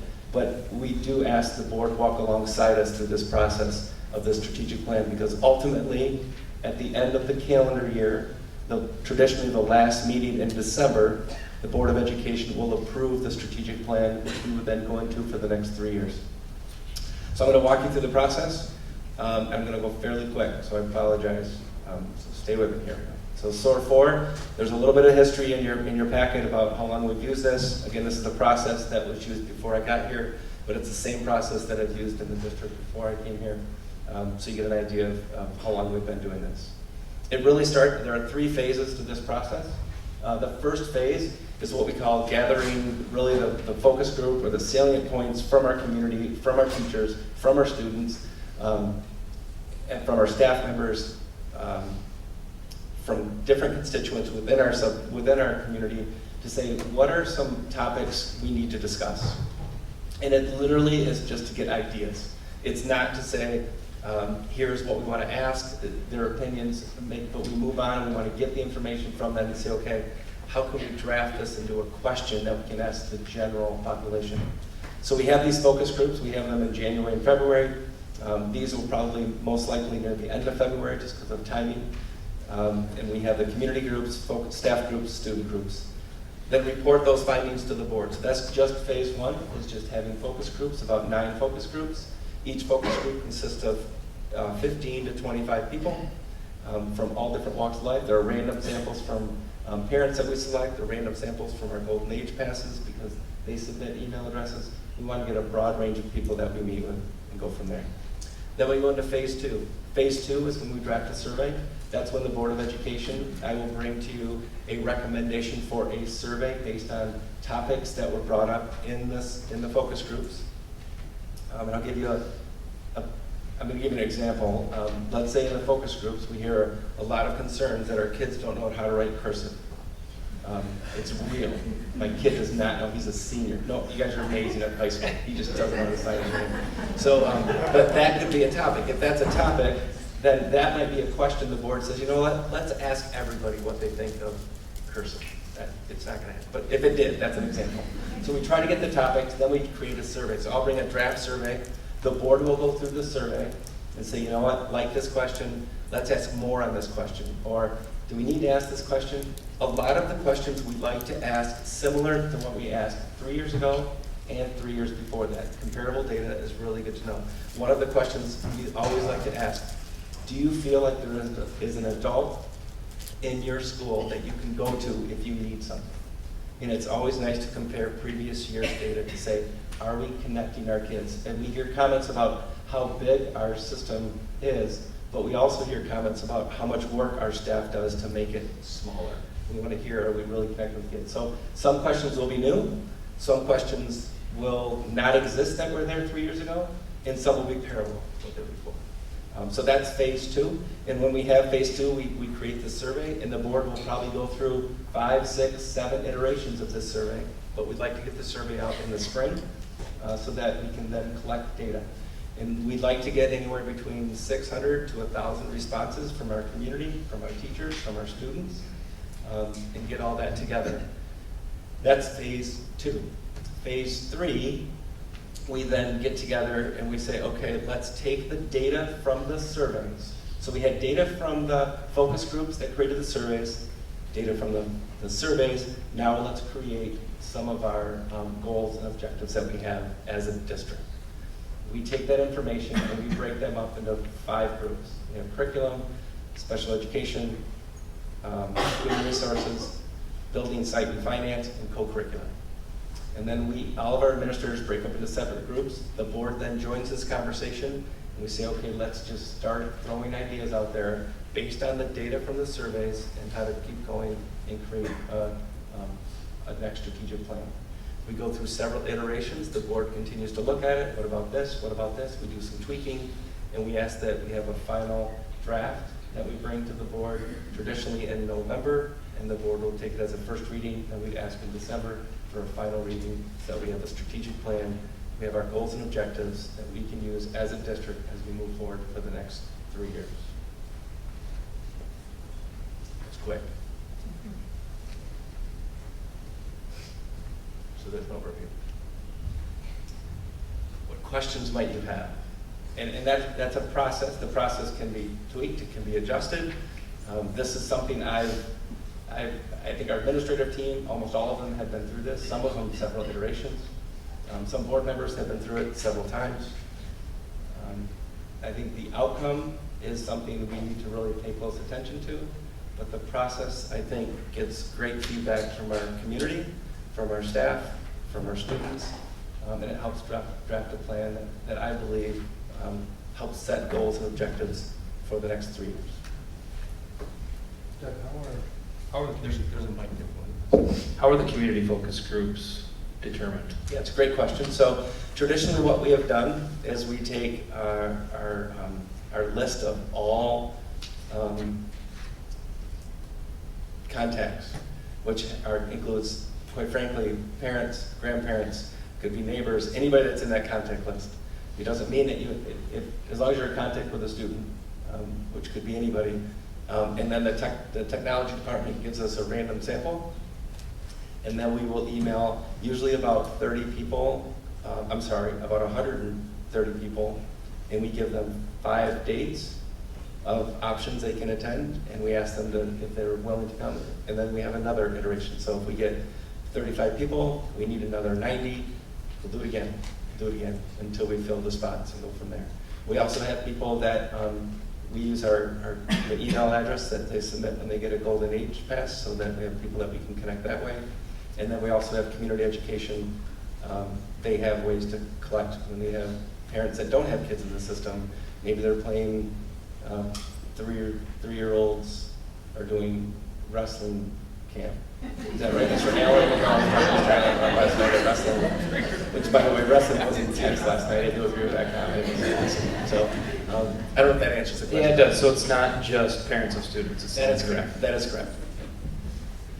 We do ask that they are people that do actually live in this district, though, and not just ones that are aspiring to move here, or but they could be school of choice parents. That could be actually. But besides that, if it's like, I have a friend that lives and they really like to, so we try to keep it within our community. Dr. Vanderjack in the past, just because of the amount of work that's involved and the quantity of data that's come in that needs to be summarized and so forth. We've used consultants. Are you still evaluating that, or still kind of thinking that through? Or Yeah, we've thought a lot about it. I think I've reached out to several other districts on what they do. And I think the key for us is it needs to be our data, our survey, our reflection on the data that comes in, and not somebody else's. So if we have somebody collect and formulate the data, it is still up to us, and I would say us as a board, you as a board, and myself and us as administrators, to evaluate our data and not ask for somebody else to do that for us. And we haven't in the past, but as you said, there are thousands of pages, and correlation of data can take quite a bit of time. And it is somewhat helpful when you can take data from the past and say, okay, let's line it up from 3 years ago, 6 years ago, and even 9 years ago, and say, how have we moved? Have we progressed, or have we not? So that's a long answer to a question of, yes, we're still looking at it, but I can't, I'm looking for others that might be able to do the same thing, but I've not been able to do it. Thank you.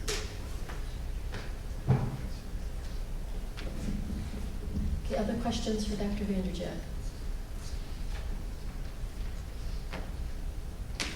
I'm not asking for approval, but by reading the room that we can get going, because this is a heavy lift and we'd like to get going.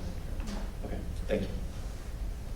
All right, next discussion item is the non-homestead and sinking fund millage renewal. Is this Mr. Pat Briggs or Dr. Vanderjack? I'm going to kick it off, Okay. and then the expert's going to take it over. So we have, and this is a great night for discussion on this. And I really, this is earth-shattering, so I encourage you to stay. I am not calling out anybody that just walked out. That was all I'm saying is this is important to understand the conversation the board is going to have right now. We have traditionally in Hudsonville Public Schools, we have had a non-homestead millage that we have levied on non-homestead, which is not your home, which means you have a business, you have a second home within our district. We have done that for 27 years. And every year we have gone to and I'm going to take these separately. I'd like to start with the non-homestead because I think that's the heavier lift, and then get to the sinking fund.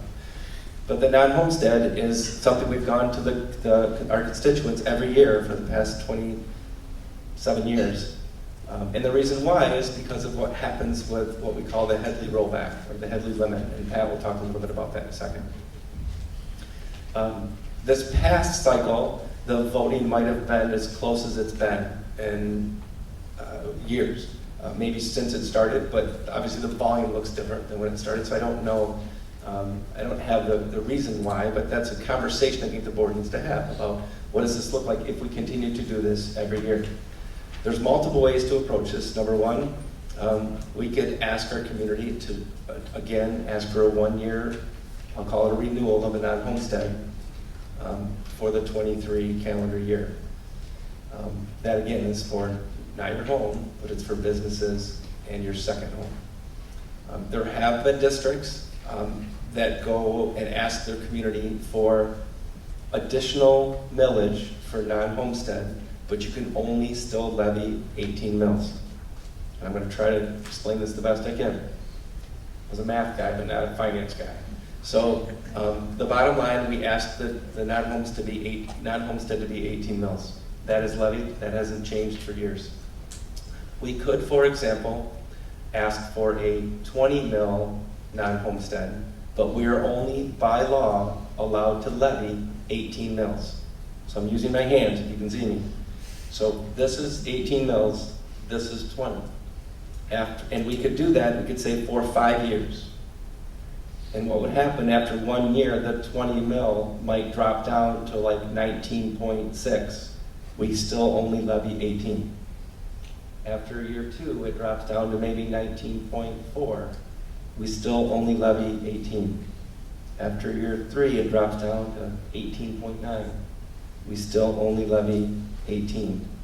That last year, it could drop down to 17.9. At that point, we can only levy 17.9. Does that make sense? So the ceiling's 20, it continues to drop. If it drops below 18, that's the max we can levy.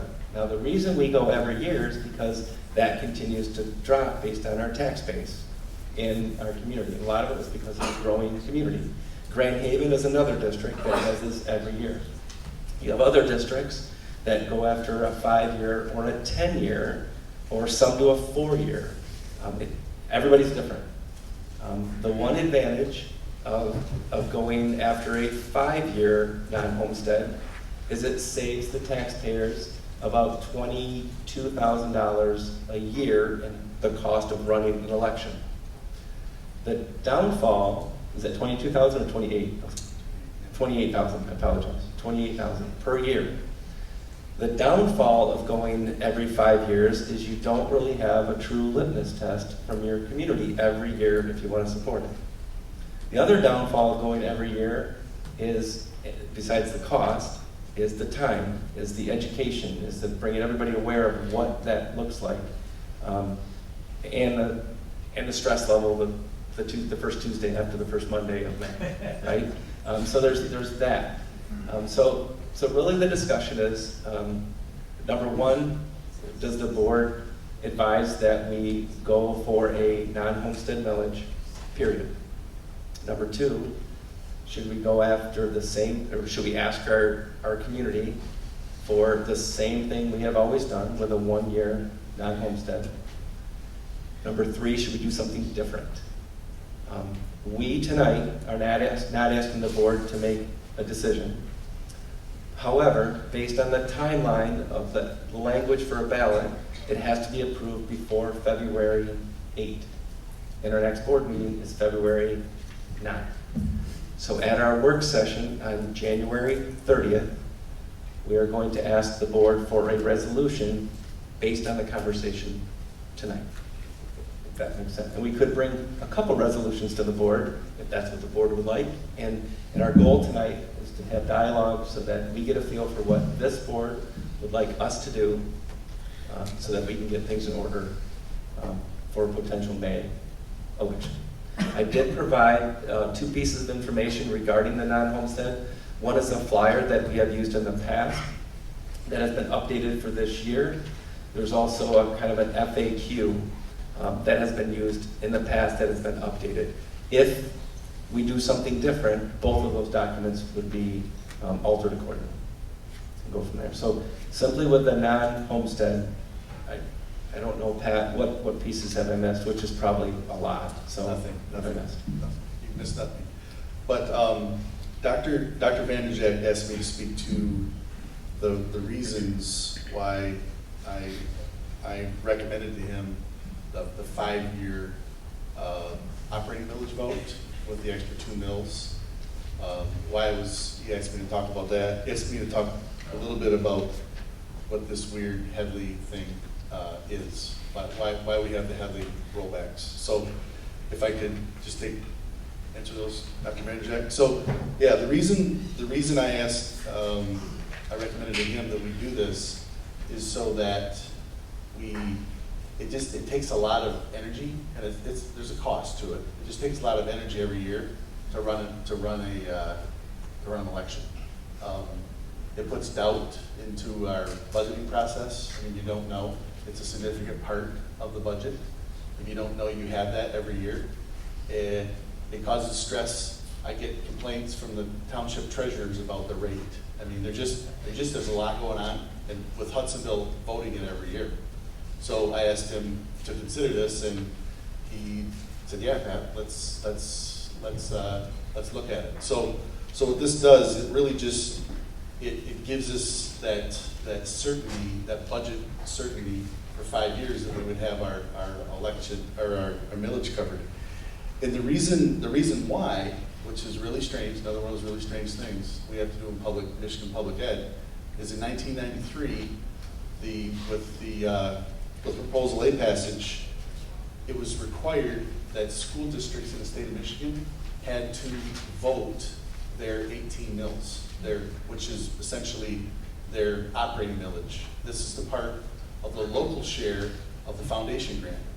We have to levy 18 mills, as Dr. Vanderjack said, against businesses, second homes, to collect this millage.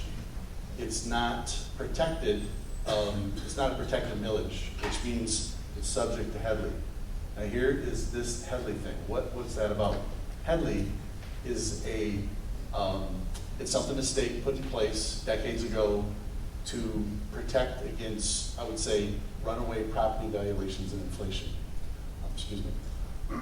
So it reduces our millage rate. That's why every year for several decades, Dr. Vanderjack said 27 years, so it's 27 years, the district has elected this year after year, because if we did it for 2 years and voted 18 mills, the Headley limitation would roll that millage back. And we would collect, this year it's 6.83 million. So next year, our millage would be reduced by the factor. So what do? We have smartly voted it every year. And as Dr. Vanderjack talked about, what other districts do is they go and they vote 2 extra mills, 1 extra mill, whatever it is, but they can only levy the 18. So they have a regular millage vote for 18, they have an extra millage vote for the extra 2, and then as your millages are reduced, you can only levy up to 18. So it gives us budget stability, it gives us planning stability, it would save us money, it'd make our township partners happier to not have to deal with it, not to deal with this every year. So they've actually brought it to both of us in different situations and asked us to consider this as a district. So yeah, I think that covers a few of the points. Is there anything else? Okay. A question, Pat. If we did the 5-year plan and the community rejected that, what would be the process after that? Would we go back to another election for that year and reevaluate after a year again? Yes. So we've been talking to our finance attorney about this, and there's a vote. If we asked for 5 years in May and it was defeated, 5 and the 2. So because we're going to leave, my recommendation to Dr. Vanderjack is to do both for 5 years, the 18 and the 2. We would have a chance to again go for that vote in August. We'd have to hustle, between May, but we'd be able to get it on the ballot. And that would, the challenge with that though, Dawn, is it wouldn't be able to be on the summer tax bills. So it'd have to wait until the winter tax bill, which we could withstand, but then maybe we'd go for one. I don't know, what we would do if it was defeated, but it would, it'd be our next opportunity. We could decide we're going to go again for 5, or 1, whatever was the board's choice. Pat, I have a question for you. Okay. You explained this in a way that I didn't fully understand it before, but if we go every year, what are you saying that gives the local taxpayer a break in what he ends up paying the following year? The way we're doing it now, it does not. Okay. Because we were able to, we asked the people for the vote, they vote the millage. It's limited for the next year. We only asked for 1 year. But if we ask for it to extend for 2 years, it'd get rolled back by the next year. So because we do it every year, the taxpayer doesn't get that rate limitation break. Okay. So it has not happened in 27 years. It seems to be the most prudent thing to do from a process standpoint and from a cost standpoint. My only concern is one that I raised with the board last May when the millage didn't pass by such a wide margin as it normally does. It's usually in the 70s, it was down about 5 or 6 points. Is doing something like this going to cause someone to get up in arms and say, hold it, look what they're trying to do to you here, even if they're painting a false scenario? It's, that's I would say every year, we have a lift to explain this, Because, I mean, words like homestead, non-homestead, heavily, all this stuff, it's not common language. So we deal with it every year. Yes, there could be that doubt, but I mean, it's our campaigns, our educational campaigns. We're not running a vote yes or a vote no. So we really have to paint the entire picture. And when we give the information, we're explaining the impact. We're not, like I say, we have to stay away from a vote yes campaign. So we give the answers, and it could cause somebody to be doubtful. Hopefully they would come and ask us, or ask anybody, hey, what's really going on here? We do get those questions, and people say, well, what's going on? We'll explain it, they'll vote accordingly. So you really don't see this as being a driver one way or the other? A driver to negativity? Yes. No, I see our community being very sharp, fiscally minded people who will understand. Yeah, they'll be like, why spend money on this all the time? Why make me come out every May and do this? It saves them effort also. Okay. I think it'll work in our community. Just a question for you. If I'm understanding Dr. Vanderjack correctly, the risk too we run is by like year 4 and 5, if it drops too low, we might be collecting less than the 18. Is there any way to historically look back and see if we had been doing this for the last decade, would we ever run into that scenario? So we don't hurt ourselves? Yeah, if we looked at just like the last 5 years, just easy math for me anyways, we would have been limited by about $1 million on the 18 if we'd done a 5-year with no override.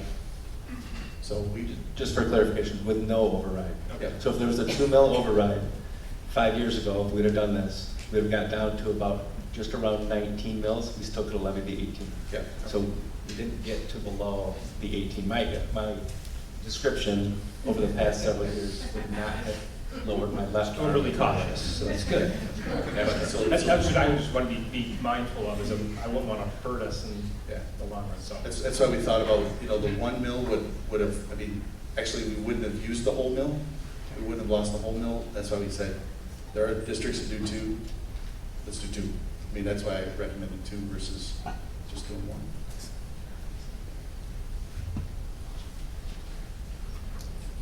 Other questions for Pat on the non-homestead? I have questions for some of my fellow board members.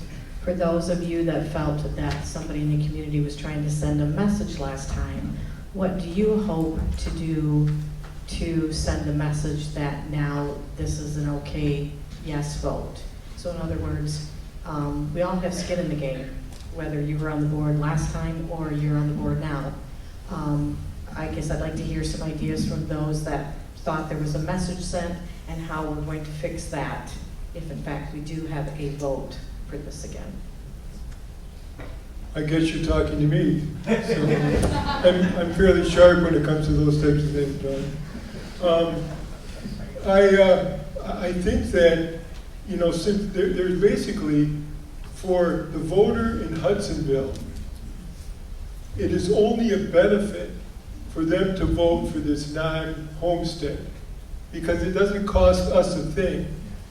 Yet, when we normally get 72% positive votes and it goes down several percentage points, as a board we need to look at why that is happening and not be surprised if it goes from 59%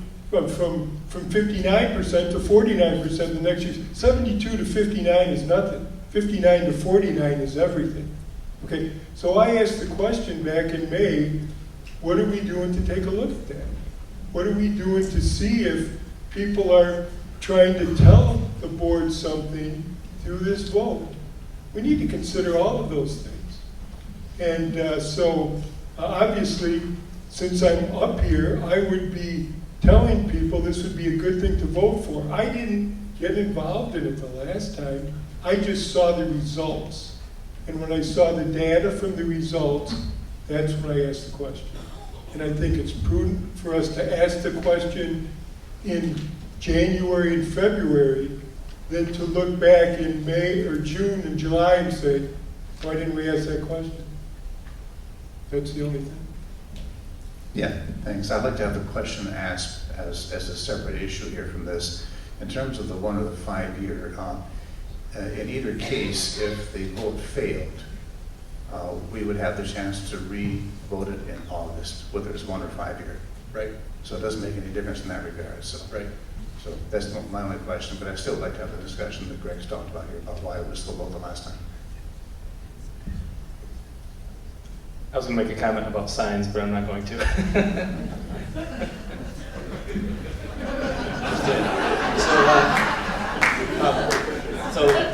So in closing, I would Wait. Just wonder if you had any sign budget left. Well, actually, let me talk a little bit about that. Those are called Papa signs, okay? And the grandkids have the signs right now. So I don't know, I'll talk to them. So we'd like to get some direction from the board of what resolution you'd like us to bring to you. I'm getting a feeling, or at least not a resistance, that our request of 5 years is something we can, again, it would be a resolution on the January 30th meeting that can still have discussion. However, we get to a tight time frame if it's not approved. And I'm not saying you have to say, let's do this or not. We've had a lot of conversations. We did want truly this board of 7 to make this decision. So if there are questions, concerns, please soon let us know so that we can get it to you, any information that you need, questions you might have. Because as Dawn alluded to and Greg addressed, that this is not an administrative cell only. This is a Board of Education and community cell. Our kids are extremely important, and this opportunity, quite frankly, for a non-homestead of nearly $7 million in an operational budget, it does not affect our structures that are going on. But it does affect the amazing staff that we have in this district, and our kids are too important to not give all of our effort to supporting their education. So Dr. Vanderjack, what do you need from us today? I mean, you said you're not asking for a vote. What do you need? I need a kind of I feel as though the sense is a recommendation of 5 years is something the board would consider on January 30th. And if that is different, I would ask that you speak now so that we bring you something different. Whether it's 1 year, 2 years, 10 years, or not at all. I certainly support the recommendation of 5 years. I looked at the data very closely. I know we had a drop. We've had a drop of that percentage amount in the past. Some people recognize that, some don't. But the savings to the taxpayer, the amount of time that our administrative team, our superintendent and finance assistant superintendent have to put into this, I think a 5-year approach is prudent from the standpoint of saving the money district and saving the district money, and from how our administrative staff is managing it and where they spend their time. I think there probably were a number of factors that went into the last election. Obviously, I have to recognize that the percentage of the vote is very, very small as well. My experience on this board is this community has always been extremely supportive of the education of our students and of financing our schools, and understands that we want to continue to strive toward academic excellence. And what we do, we're a tight ship. We run this school in a tight manner, and when we ask for money, it goes to good use. And I think a 5-year plan is a prudent plan. And again, to save the district money and to save time, and to keep us focused on what we're really trying to do, which is educate kids toward academic excellence. So I support the project. So Dr. Vanderjack, do you have your direction? Any other comments? So I know we weren't supposed to add anything to the agenda, okay, and we're not going to, but would it be prudent for us to to take a vote on this? No. Okay. Sorry. I didn't mean it that way. Okay. For two reasons. Number one, because of the agenda. Number two, because the resolution needs to be drafted for the date that we're going to ask for the board to approve it. Okay. So the special resolution will have the date on it. It's a roll call vote. It's a special document that the board does approve. And we'll have another document if I can go into the second phase. So now, is that okay? Yes. Yeah. The next thing is what we call the sinking fund. And it's a horrific name, but it's what it's called. So it's a sinking fund that the district has supported every 5 years for the past couple cycles, I think since '97, maybe? Right here. Is that right? 97 was the Yes. vote, and it Took effect in '98. 97 the vote took effect in '98. Every 5 years, it is a 5-year cycle. We're back at this. Now, for all of you that stayed, this does affect you, unless you had a business, and then the last one affected you. So this is a sinking fund. This is a sinking fund that does not add debt to the district, but it does give the district the opportunity to take care of repairs that take place, whether it's roofs, boilers, parking lots, technology. We are now a one-to-one district with our students. This allows us to replenish technology for our kids. This is a 5-year sinking fund that we asked for 5 years ago. Nothing has changed other than the timing. I did create a document. I did provide the board. There are some highlighted sections that we're still trying to finalize and get done. This is another component that we would ask the board to take a resolution on January 30th to approve the request to ask our voters to renew the 5-year sinking fund that we had in place. So the last one was for those to continue the 18 mills for those with a non-homestead, which would be businesses or a second home. This one is ask our community to maintain the millage rate that we had for our sinking fund moving forward for the next another 5-year request. So there's additional information about the sinking fund. The one, I'm going to give you the pluses and minuses. The downfall is we're asking our voters for 2 heavy lifts at the same time. The advantage is we're only going to ask them once every 5 years. So you get 4 years of, okay, I don't have to keep going. And it saves money for the district. It saves, over the course of that time, close to $100,000 to not have to go through and do this all the time. That's the downfall. Again, the advantage is having it for the next 5 years. To Pat's point, building the stability. We do have more square footage in our district. We have more facilities in our district. And several of our buildings were not addressed in the current bond work, which means we could have, and we had a boiler go out. And boilers in a building are not like your hot water heater at home. It's an expense to get a new boiler in a building. So those are things that the sinking fund can address. Again, it is not debt levied on the district. And for the sake of the order, it gives you an idea in that documentation what the sinking fund is. The other advantage of doing it now it does allow the Board of Education, as well as at least Pat and I and central office staff, to, when we do educate our community, to talk about both. And when you do have meetings with parents, whether the focus groups that I talked about with strategic planning, those conversations can come up. So it's truly an educational opportunity to get into the community, get in the public, and talk about these things, to educate. How people vote is 100% up to them. But I want to make sure we educate as many as possible in what we're asking. So this is a different request because nothing's changing in this one.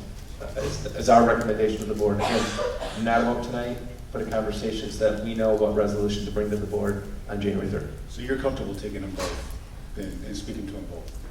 Yeah. Okay. Yes. Okay. Sorry. All right. I just want to make sure I knew you were. I do believe we have a very engaged, intelligent community that wants to know what's taking place, and I think we can have those conversations. And it's a great dialogue to have. There's several other things that might come up in the conversation, but this might start that conversation to really get a feel for me. And when we'll know, and it's the same thing as Pat had mentioned, if there's anything that's not successful, we do have other opportunities. He talked about August, we could restructure it. We actually can go back in November. There's a little bit of a crunch with timing on that. But there are other opportunities, but I'm optimistic that our community really, there's a passion for our kids out there. And it starts with this group, and I know our community firmly believes in the education of our kids. Yeah, I mean, I kind of feel like timing is right for it because everybody's engaged right now, and there's going to be a lot of dialogue going forward. So this is something that I look at that can kind of bring everybody together, which would be great because it benefits the students and the staff, and so it makes all the sense in the world to go after both of them, to me at least. Yeah, the sinking fund is a great program. We've had it, I don't know if other districts do this or not, but we've had it as long as I've been on the school board. It provides us a great deal of flexibility. Particularly, we've used it when we've had properties that have become available we need to buy. So we have the assets there that we have to go into debt for them. So I'm really strongly in favor of this sinking fund. Yeah, I agree. Pat, could you tell us where we're at right now in that sinking fund, and if for some reason we had a slight delay in the collection, looking at some of the projects? I know I'm putting you on the spot, but I didn't see it in the financial report specifically. So we are at, they said in December we were right at $5 million.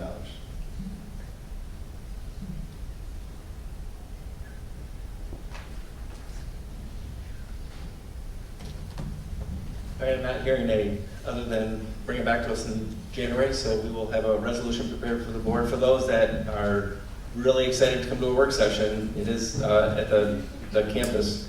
We call it the freshman campus still. It's only for a matter of time, but I'll address that in a minute. But it's in the media center. The board will take, they're all discussion items. You can see the agenda online, but you will see two resolutions, which is not normal for a work session, but because of the timing, we are asking the board to take this as a resolution at that point. That's it. Thanks, Pat. It depends on how he drafts it. It might be three. It might be three questions. Oh, three. It could be three resolutions. It could be. There could be a non-homestead, a 2 mil heavily override, and then a sinking fund. We just haven't seen it yet. So you will see it ahead of time. Go from there. Thank you. All right, thank you, Dr. Vanderjack, and thank you, Pat. All right, we are next up to our superintendent report. I have about a 45-minute presentation, so if you want to step out now, and do not tell me to score the basketball game tomorrow. So I'll be quick. Three quick items. I do appreciate the board's understanding that we're working on the Bluetooth mics that you should have in front of you. This is the temporary. Keith might not have stayed, but Keith, thank you for doing this. So we have mics now, but we're waiting on the receiver that was ordered in March. That should come in. We were told it was the end of October, but now it's the end of February.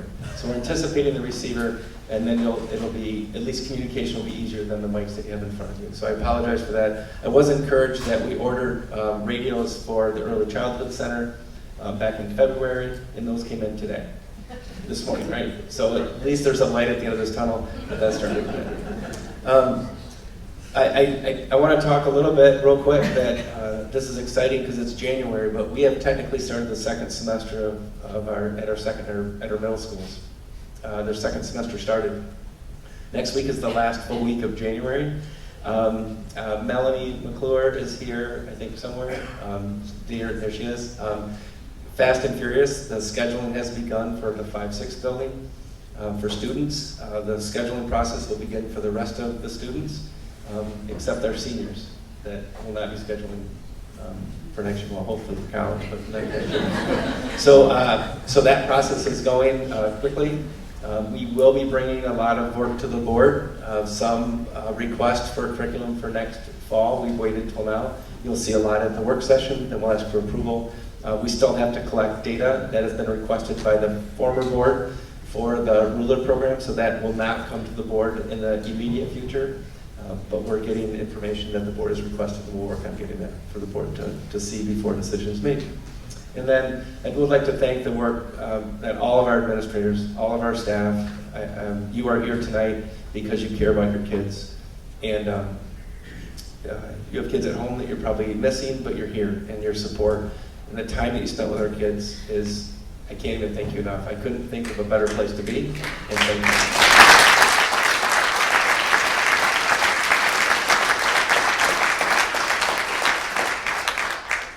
And last but not least, the high school offices that were there are no longer there.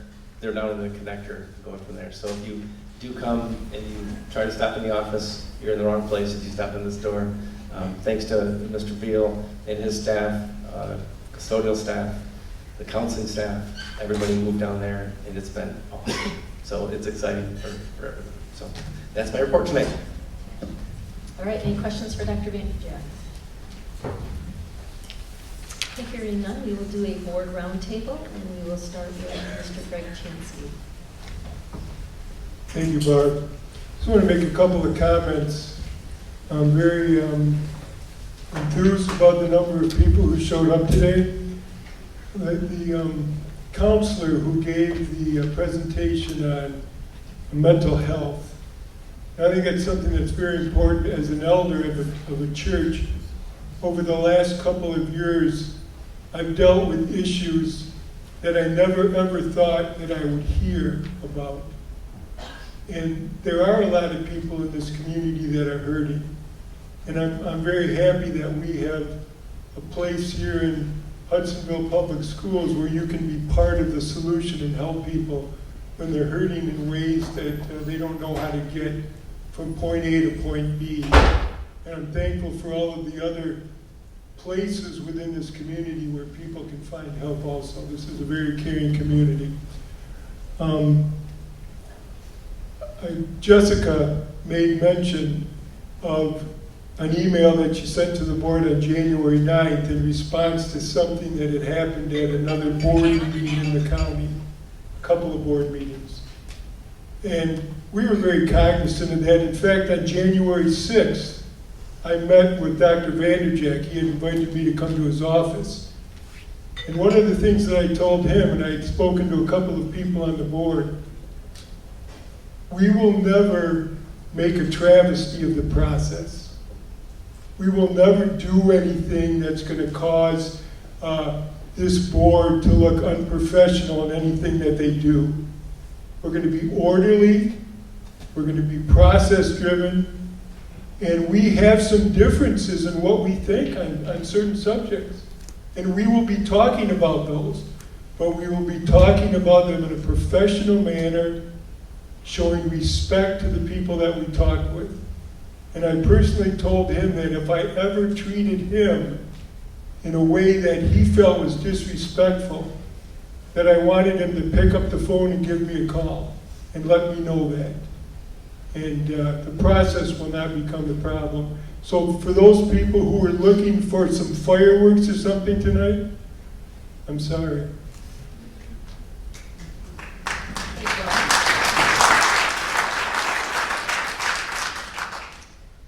Ken, you're a class act. I was so impressed with you. We've had many conversation. You're level-headed. You have seen this district through some really, really difficult years. And I know your family sacrificed. I don't think anybody really appreciates the amount of time and effort you've put into this. And I truly have learned so much from you. I'm glad you're still going to be sitting here, but I think you need to be appreciated for all the time that you've given as president.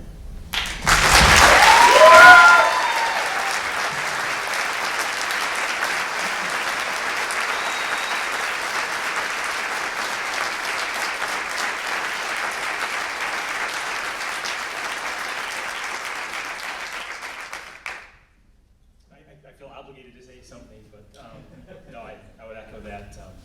You've served this community well for a long time, and I'm honored to be able to sit next to you and learn from you for however long that you're going to keep going at this. I can't imagine being on here as long as you have. But no, I'm excited. I'm humbled by this task that we have at hand, this duty that we have. So yeah, I'm appreciative of the time that you all set aside to come out tonight, and I hope that this continues because I think the more that everybody's engaged, the better our community becomes. The diversity of opinions and thoughts, we need to have those conversations. So it's humbling to be up here tonight, and I'm really encouraged by the conversations that took place tonight. So appreciate y'all coming out. Well, I very much appreciate the kind words and kind sentiments and kind thoughts. Thank you for that, and I'm truly humbled by it. I look forward to working with the new leadership. Change is good. Change is healthy. It's okay. We're all here. We're all part of a team on this board, and we will continue to strive toward academic excellence for all students. We want all students to achieve what they can achieve and do the best that they can do. And I know as a team on this board that we'll continue to do that. And I certainly offer my support, my help to all the new board members and executive leadership here. Feel free to reach out at any time, and I mean that genuinely. And again, we move forward, and I look forward to a great year. I truly do. Andrew? I think we've had, there was a little bit of differences in opinion here today in terms of who's going to take what leadership role. But I want everybody to know Barb and Nick, and I think you have a lot to offer to this community. I'm looking forward to working with you, and I think that as long as we continue to keep our students' best interests in mind and strive to be the best school that we can be and be the best board that we can be, we'll be in a good place. And I respect all of you. I'm really looking forward to serving with all of you as well. Welcome to our new board members. It's a pleasure to have you here. It's good to be with this group and look forward to a good year. And I just want to personally say thank you to Ken. For the last year, I've been vice president, so I've had the opportunity to work with Ken closely. And I have the utmost respect for Ken, and I've learned a lot. And don't worry, I'll be in touch. I also really appreciate all the people that are here tonight. And I hope you come back, because we'll be very transparent. There will be no added agenda items unless Dr. Vanderjagt brings something forward, as he occasionally does, because it's emergent. So please come back. We look forward to it. All right, with that being said, I will take a motion for adjournment. A motion by Mark, support by Andrew. All in favor say yes? Yes. All right, we are adjourned. Thank you.